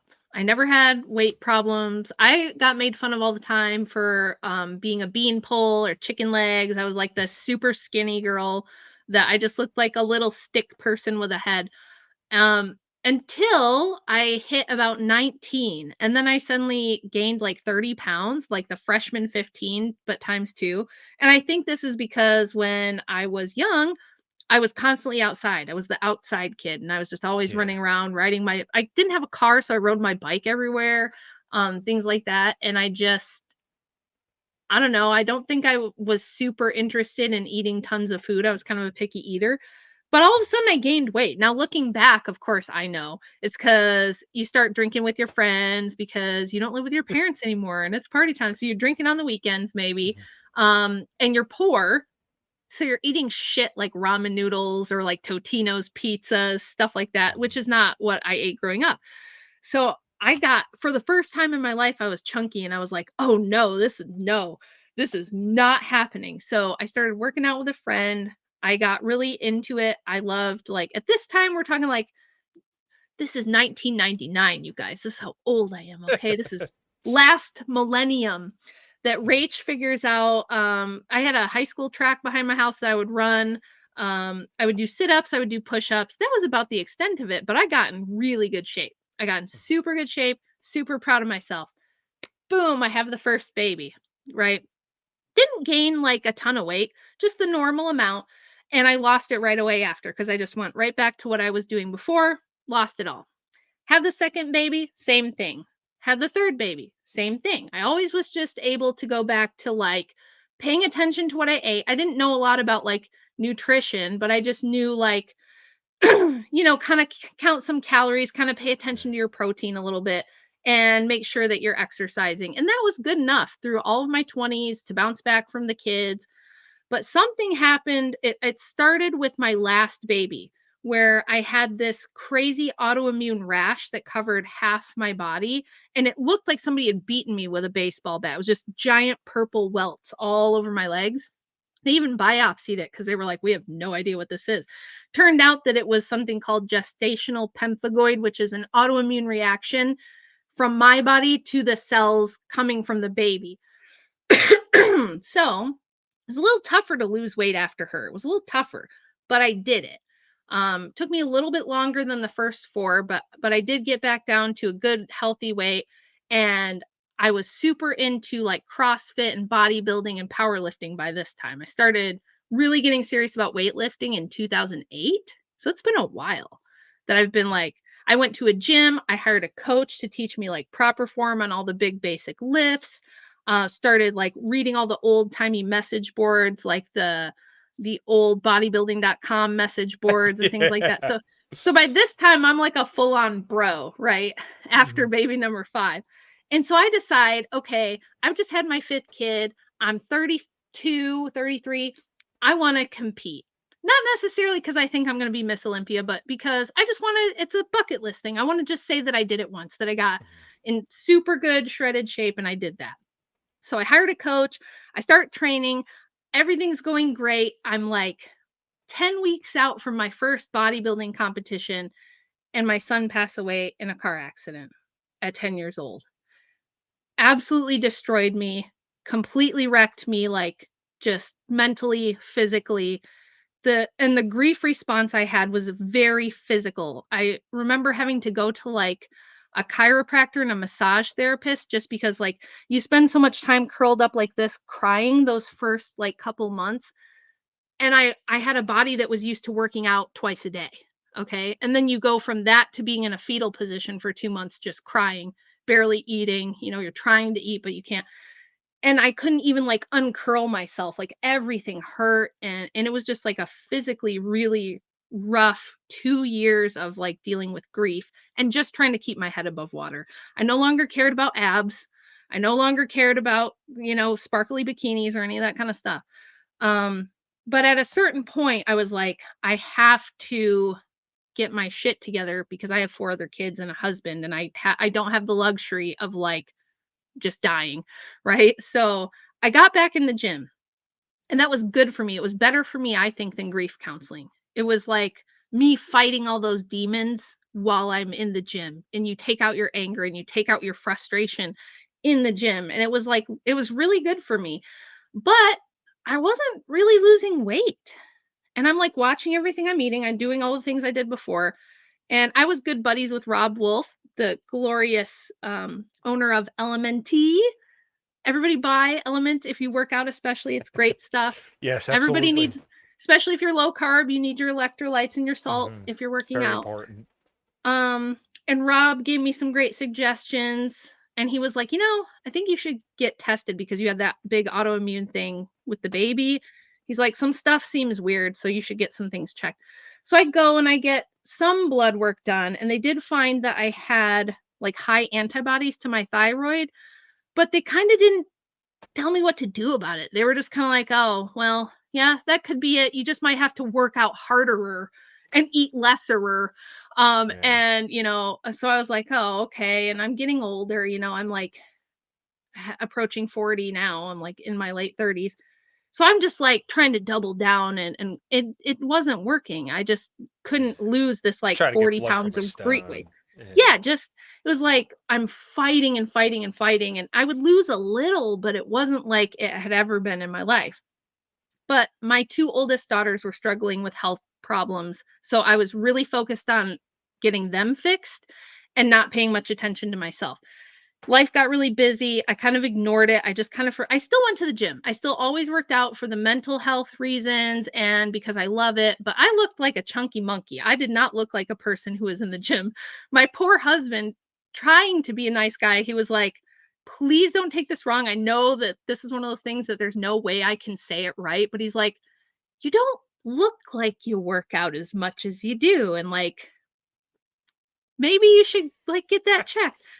And I was like, I'm just going to go hardcore. I'm going to hire a coach again. So I did that August of 2022. Yeah. So I hired a coach, an IFBB pro, great coach, dietary background, everything. Worked with her for 12 solid months. We tracked every single thing that went in my mouth. By this time, I know about macros and I know about micronutrients and I know all the sports nutrition stuff. So we're tracking everything I'm eating. Very dedicated workout program in the gym 5-6 days a week. Trying to get good sleep. I'm trying to do all the things. I'm eating lots of protein. Yeah, We're not real going quick, crazy. like you were weighing your food too, right? Oh yeah, So yeah, I like just want to the to make, gram. yeah, making this known to the audience, you would be amazed, even if you Yes. don't weigh, like I weigh my food every single day. If you weigh your food, you would be amazed at how much stuff sometimes you're eating. And it's in very, very few cases how little you're eating. But most of the time, if you weigh shit out, Most of the time it it's a will, lot more. yeah, it will blow your fucking mind. So I'm sorry. I just want to Yeah. make sure that the audience is well Oh aware. no. Like when Yeah, you're we tracking, it's because amazing. yeah, I knew enough by this point because I had already done like a bodybuilding prep. So I knew by Yeah. this point, like you have to track your condiments, you have to be weighing everything, you have to be, weighing your protein before it's cooked, not after, because it's a big calorie difference, things like that. So for 12 months, I went all in. We did everything perfect. It was a really good solid 12 months. I only had a couple minor hiccups where I would have like I'd get really sick with the flu or something maybe and miss a week, Mhm. but it was a good solid 12 months of like my best effort and her best effort helping me. And I did lose 30 pounds. Okay. So it's not that when you have a thyroid problem, you can't lose weight. Obviously, you take someone with a thyroid issue and put them in an internment camp and don't feed them, they're going to lose weight. Like, Right. this is what people, Thermodynamics still applies. yes, people get this wrong. They think that if you have hypothyroid, you just can't lose weight. That's not true. But what is true is that you're going to be so tired, you're not going to recover from exercise, you're going to feel inflamed all the time, and it's always a struggle to lose weight, but it was like a gladiator battle. It was so hard. And then last spring, things started happening. Like I started missing periods completely out of like nowhere. And could I be heading in that direction at 42? Sure. But to just like it just disappears when I still have a good 30 pounds to lose, that's a Mhm. little weird. Right. Then my hair starts falling out. I started getting like massive, you can even still see a little bit here. I'm Mhm. getting thinning. My eyebrows started disappearing. I had always had migraines, but they became like 3-4 times a week, which Ooh. I'd never had. And I Yeah. never felt recovered from exercise. I was sore all the time. I had like nagging injuries everywhere, and I just was feeling like death. But the thing about me is I'll just run myself into the ground. Right. I'm one of those people where it's like, Mhm. damn it, I'm going to do this. And I don't care if it kills me, I'm going to do it. But finally, after 12 months, my coach was like, something's not right. Like something's off because I know I'm sending her videos of my workouts, tracking all my food, sending her all the data. She's like, something's just not right. I feel like you need a blood panel. So I went and got like a full blood panel. And this is the thing, don't go to your doctor because your stupid general practitioner is not going to check for all the things they need to check. They Right. won't test your sex hormones. They won't do your T3 or T4. They won't do all the things that you need, and they don't know about fitness. They don't know jack shit about fitness. They don't know jack shit about nutrition. They'll tell you to be vegan and like run or do yoga. Yeah. No. They didn't even know like that women lift weights. The doctor I had was so bad. So I paid out Yeah. of pocket. Like I paid out of pocket to have a practitioner do my blood work and look at it. And the doctor called me after I got my first blood panel and they were like, so how long have you been feeling all these symptoms? And I told them about how years before I'd had these high antibodies. And she's like, yeah, I don't know how you've been just living, let alone working out. She, Mhm. that's how bad it was. My testosterone level was 7. 7. Not like Wow. 70. Yeah. 7. Right. I had practically no progesterone at all. My Mhm. estrogen was like hanging in there, but that was like the only sex hormone I had. And then my T3 and T4 were in the basement. I had like no thyroid hormone basically. Mhm. And this is why like I'm experiencing all these awful symptoms and losing hair and feeling like I'm gonna die. Right. The cold was literally painful. Like if it got below 50 degrees, I was like sore and hated being alive. So she was like, I can't believe you've just been walking around like this. We're gonna like put you on some thyroid hormone and probably some HRT until we get you back where you need to be. So we started that in October, and just from October to now, I lost another 20 pounds. Wow. And I feel normal, and I can work out hard again, and I can recover and be ready to go again in a day or two like I should. My hair is coming back, my eyebrows are coming back. Just my skin is better, everything's better. So just I feel alive. I don't have migraines 4 times a week, cycles regular. So I really thought I was, you know how you hear all the fat acceptance people always say it's their thyroid? So I Yeah. just thought it's not your thyroid. Everyone thinks it's their thyroid, everybody thinks Could that. possibly be me. Yeah, so I was just like, "No, everyone thinks that, blah, blah, blah." I just ignored it. I didn't even think about it. And so when I got those labs back, I was just like, "Huh, whoa, no wonder." Like they were like, "Yeah, this could be actually like really dangerous how bad some of your levels are. Like you're at risk for a lot of really bad stuff." So I've gone on hormone replacement and thyroid replacement since then, and I'm feeling way better. I just got new labs. I will be getting the results this week to see where we can Nice. adjust things. Yeah. Yeah. And just back on the wagon with everything, doing like a pretty low carb diet because I still like, with all of this comes inflammation, and insulin sensitivity sucks, and things like that. So taking lots of like vitamin supplements, essential fats, things like that. Really working on sleeping, because I'm not good at relaxing, and I'm not good at sleeping, and I'm not good at recovering. I'm just like go, go, go all the time. So if you're a lady my age and you're having these issues, go get your hormones checked. Get the full blood panel done. Or guys Right. too. I mean, everybody knows that guys are having problems with testosterone levels and things like that, Yeah. but it testosterone matters for women too. If your T is in the basement, good luck putting on muscle. Good luck rebuilding tissue. Like this is why every joint in my body hurt. This is why just everything hurt all the time. Because without any testosterone, when it's that low, even in women, you can't rebuild tissue. You're breaking it down constantly because I'm still going to the Right. gym and pushing through, but I'm not Yeah. building anything back. So my lifts are back up where they should be. I'm good and strong again. I have energy again, so it's going great. Yeah, But no, that's awesome. it Yeah. took years. It took years. It wasn't something that I fixed in a few months. It took years to figure it out, and it's probably going to take years before all the damage is kind of getting undone too. I'm actually doing some peptide therapy as well, just because the autoimmunity, like my actual thyroid gland is like atrophied really bad. It's like Ooh. kind of barely there. And some other things like that. It just caused a lot of damage to like my organs. Like my liver was not doing so good. Like I was just in a bad spot. So there's some peptides out there that can help your body like heal faster and recover from all the inflammation and the vicious cycle of autoimmunity. So I've just started that. So hopefully that will help me a little bit too. I'm not doing Ozempic. I'm not doing semaglutide or tirzepatide or any of the like weight loss drugs, because especially for me with the autoimmune disease, that would probably be a bad idea. A lot Right. of people lose a lot of lean body mass on that, and there's a lot of side effects that I can't risk. So we're not doing that. We're not doing the weight loss drugs. I'm not going to look like a skeletized Kardashian. Right. Just Yeah. trying to get healthy and feel good again, you know?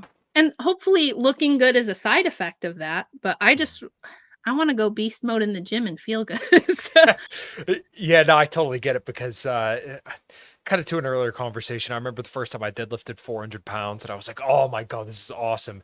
And then now I'm up over 500 and I'm like, okay, can I get to 555? Like I did 535 with a trap bar and now I'm back doing conventional. I do sumo just because like my physiognomy, it works a lot better for me to do sumo deadlifts. And I'm like, if I can 535 sumo, I'll be pretty damn happy. But I know once I get there, I'm like, okay, 555 now. Yeah, it's good to hear though that you kind of did all that. And like when it comes to Ozempic, I did a podcast with Max. Oh God, I can't believe I can remember his last name, but he worked under Brad Schoenfeld, who's the world's leading researcher on yes. hypertrophy. Yes. Mhm. And we talked about Ozempic a little bit, and I was pretty skeptical at first. I do believe there are lots of side effects, but the way that he put it, and I actually kind of it gave me a different perspective on it. He said, okay, well, we can either tell people to exercise and eat better, and they're not going to do it anyways, or we can give them this drug and they lose weight, but they still don't exercise. And it's kind of like, okay, well, Right. what's the lesser of Right. two evils here? And I would like, never say yeah, it's bad, by the way. I right, didn't mean yeah, to and I say noticed you that did, right, semaglutide is bad. yeah, It's a but tool. you were Like able to all do these it things, it's a naturally. tool. Yeah, Right. right. Like all these things, it's a tool.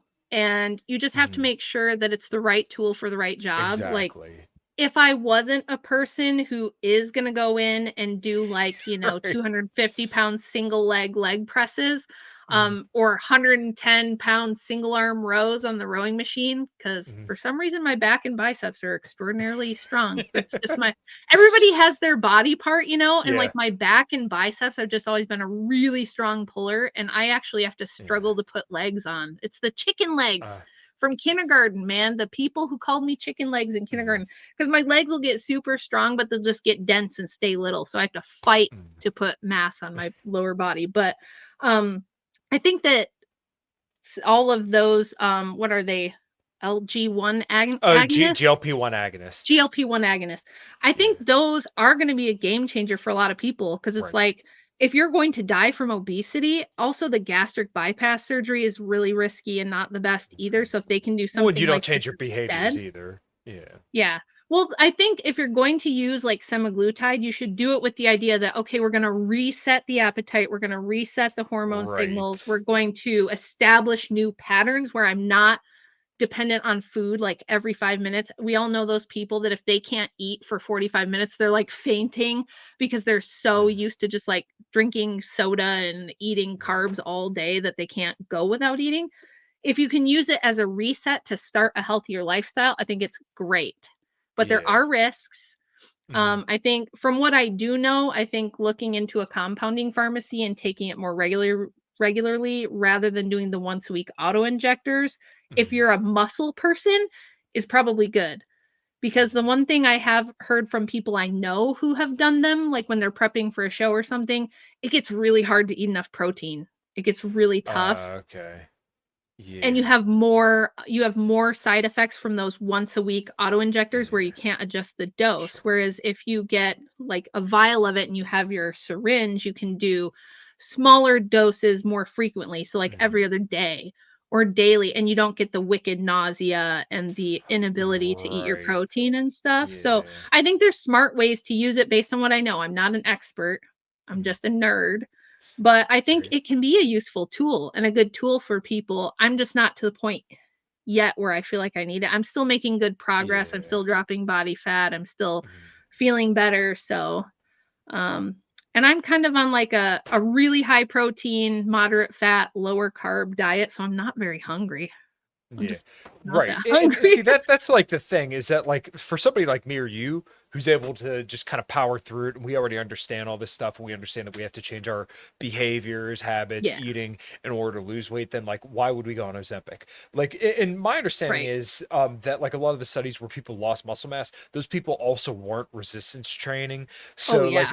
like who's to say that like hey, maybe if you do incorporate resistance training while you're on Ozempic, maybe you'll maintain more lean mass. We don't know, but like I think you regardless would. if yeah, right. So do I. But like, if you're like us and you're able to power through it, then hey, this tool is probably not for you. But if you're Gen Pop, who's not gonna fucking work out anyways, it's probably better we get the fat off you. And there are some horror Right. stories where like I think I remember somebody literally like they had like endless diarrhea or something like that. Like it was foul. But like Yeah. anything that you're gonna do, there's gonna be some small modicum of risk for anybody no matter Yeah. what. But when I talked to Max about this, he had said that like the first 5-year trial compared to obesity, he's like, I think it's gonna be a miracle drug. And he's not an expert either. Yeah. We're not experts, but like once again, if it's gonna get fat off people, everything else we've done has sucked. Diets suck. I mean, like I'm a flexible dieting guy, so I mean, I eat a loaf and a half of white bread every single week, making French toast every day. I mean, it's Did delicious. you did you get a Ninja Creamy yet? Did Oh, I sell you on the Ninja Creamy? of course I got a Ninja Creamy. I've made s'mores ice cream, Butterfinger ice cream. On Monday, or it was Tuesday, I think. I made a white chocolate Oreo protein Oh, ice cream. Oh, it was so so good. good. Yeah, and like I've even told my wife on it a little bit. Like she doesn't like a lot of the protein stuff, but I've been able to like make cookies and stuff like that she likes. But yeah, the Ninja Creamy is like a godsend. So like if you're into protein stuff, it's so simple because all you do is like almond milk, regular milk, protein powder, Greek yogurt, xanthan gum, pudding powder, and then Yep. leave it sit. You mix it the next day and it tastes delicious.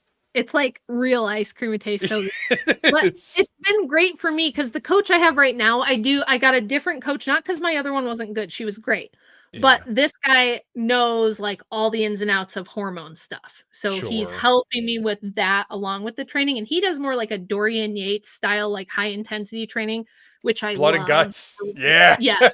I love it so much. Like, this is the weird thing, right? Is like I'm a girl and I have these really feminine, like motherly qualities, but I also just love to tear That, ass that in the that's gym that's your yeah, metal. that's your inner masculine coming out in the gym. Yes, and I love shooting. Like if we have a range day, like whenever my friends come up, it's like, do we go to the gym or do we go to the range? Because we don't have time for both and we have to pick one. And it's such a struggle. But I Yeah. love those kind of things. And so he's helping me with like training smart for my age too, because he's like, you can't just destroy Go yourself. to failure every single set. Yeah. Yeah. He's like, you can, but we have to do it smart. It's got to be like done a certain way so that you don't kill yourself. Cause he's big on recovery. And he's like, you have to recover. You can't Right. just grind yourself into dust because you're not 20 anymore. You could do that when you were 20, but you're 43 now. Mm. So you got to be smarter about things. So he's Yeah. helping me with all that. But he's pretty strict. I do a meal plan. I don't have flexible dining right now. When I get Mm. to where I want to be, I can probably do that to maintain. But for right Sure. now, and because of all my health markers and everything, we have to know exactly what's going on. I'm trying to Right. get my insulin sensitivity back where it needs to be. So Mhm. I'm doing like, I do get a protein shake every day, and he lets me make it into the Ninja ice cream. And that's There we like, go. because you also feel like you're eating it rather than drinking that drinking a Well, yeah. liquid So protein like shake is not very satiating. yeah, well, there have been studies done on this where like they actually found that the texture of the food actually matters. So like I Yeah. remember reading in an article once they were complaining about how people say protein is the most satiating macro, and they said, oh well, somebody drank a protein shake before they went to a buffet and they still had the same. I'm like, well, no shit, because a protein shake isn't that satiating. But if I make Right. you protein ice cream in like a blender with almond milk, xanthan gum, and really blow up the volume of it and use Yeah. water instead of milk or something like that, you'll be stuffed. Like the protein ice cream you can make in And a you Ninja kinda have to blender. chew it too, and when you Right. have to kinda chew your food more instead of just drink it, it Mhm. actually sends satiety signals to your brain as Right. well, so, Mhm. yeah. That's all good helpful stuff. This stuff can all be done, but I'm very thankful and lucky that I actually love the lifestyle. I love the process. I'm one of those people where it's like, Yeah. I may never have six-pack abs. I'm gonna try my damnedest to get them back. But if I don't, I love the process. I Mhm. love the process of, walking into the gym and being slightly scared of your leg day, just being like, here we go. I Yeah. love that. It's fun for me, and it's more like how partying was when I was super young. That's my N- party now. I get on my Nice. my my kick-ass playlist, Mhm. and it's like party time in the gym for me. So, I'm very Yeah. blessed and lucky that I love that because I have a lot of lady friends who really don't. Because Mhm. like I could never do yoga or like group exercise classes or cardio drumming or something. I would Mhm. never stick to it. It would be so boring for me and I just couldn't do it. So I'm lucky I found something physical that I love Right. that's also helping me keep my bones nice and dense. Hopefully I won't be one of Mhm. those ladies that falls and breaks a hip. I'll still be, functional into my older years. Those are kind of the goals as you get older, right? We care a little less about the six pack and we care more about just being able to get out of bed and not have things Right. hurt. So, Yeah. Well, I'll have to. My wife just came in, so we'll have to wrap this up. But not only do I want to get you back on again, but I'll probably have to put you in touch with my wife because she she sends me videos of her deadlifting and hitting PRs, and like she has like this genetic gift to be just strong. So like, I want to say. Th- I couldn't put an exact number on how many times she's like deadlifted or worked out, but it's not like with insane frequency. But like, without going there a whole bunch, she's already deadlifting. I think it's like 230 pounds or something like that. So she Pretty just kind of good. has like she has the gift, right? And I Yeah. just want to like push her a little bit more. But my thing is like, you have to want it. Like I can't force Yeah. people to do anything.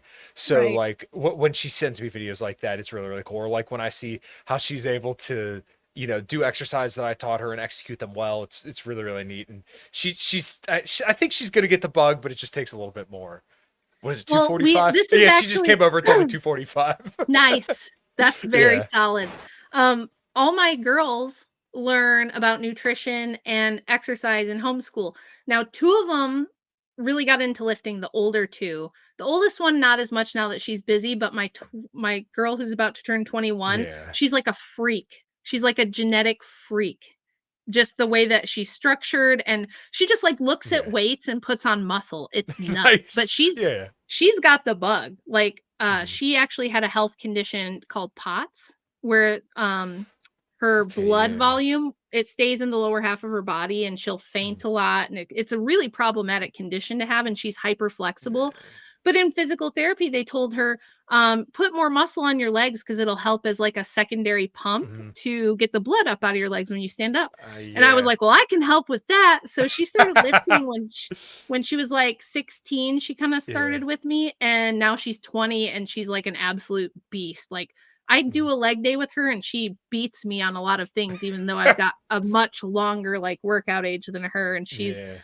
falling in love with bodybuilding and being in the gym. And she Mhm. was actually studying so that she can be a coach and help other people who have like physical disabilities in the Oh, that's gym. awesome. Yeah. Yeah, so not just like physique competitors, but she's like, "No, I wanna help Mhm. people who've been told," because they kinda told her, "You're probably just gonna be disabled forever."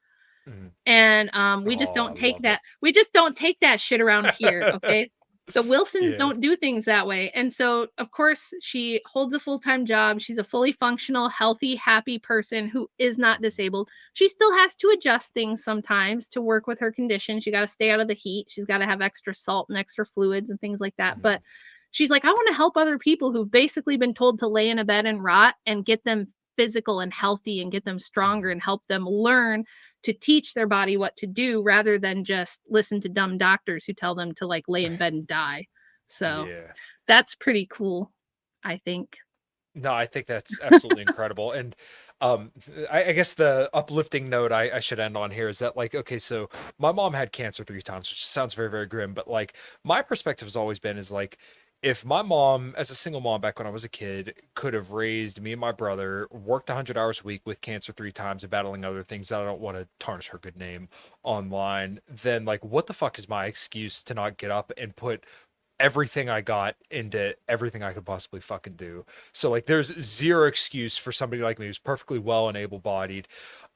So it just, as soon as you mention your daughter having issues and her kind of being able to do that, it's just very, very encouraging and really, really cool to hear that somebody can kind of overcome something like that. And she'll have to check out my podcast with Dr. Bill Campbell and some of the other health related guests I've had Oh on. And yeah. I could put her in touch with some really, really cool doctors and very, very well informed people if they, if she would ever be interested in stuff like that, because this stuff fascinates me as well. Because, Yeah.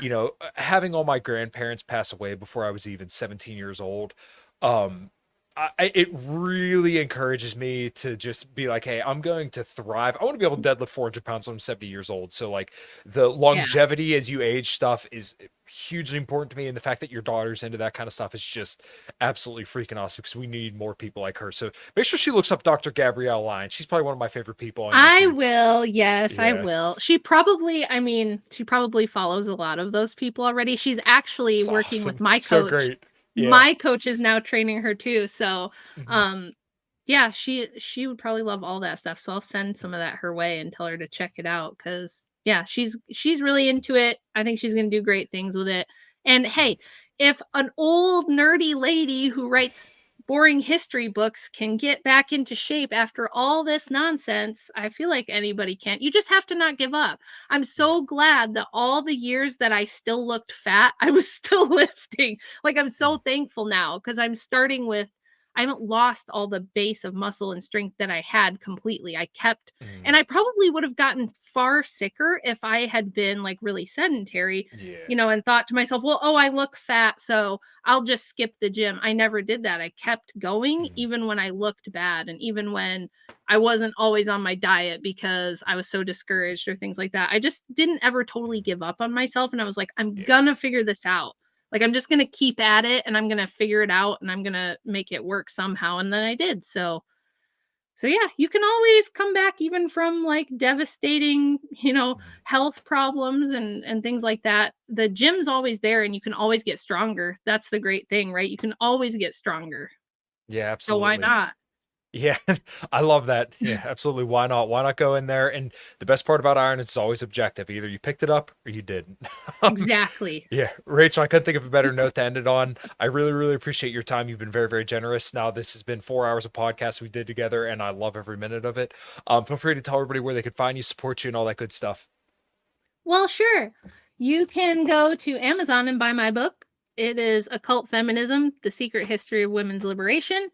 You can go to my Substack. That's rwilson.substack.com. I have lots of other neat articles and essays and stuff on there. And then you can go to my YouTube channel. It's just Rachel Wilson. Mhm. Nice. Well, yeah, I definitely recommend people go check that stuff out. Earlier in the show, I mentioned the show you did with David Patrick Harry. I thought the show was absolutely fantastic, so make sure they go check that out. The Crucible is great as well, and follow you Yeah. on Twitter because I really, really enjoy your takes. And you'll definitely be back sometime soon, and I'm really looking forward to Yes. our next conversation, Rachel. Thank you so much. Me too. Thanks for having me back. It's Of always a good course. time. All right, thank you everybody much. Thank you everybody so much for listening. We'll see you.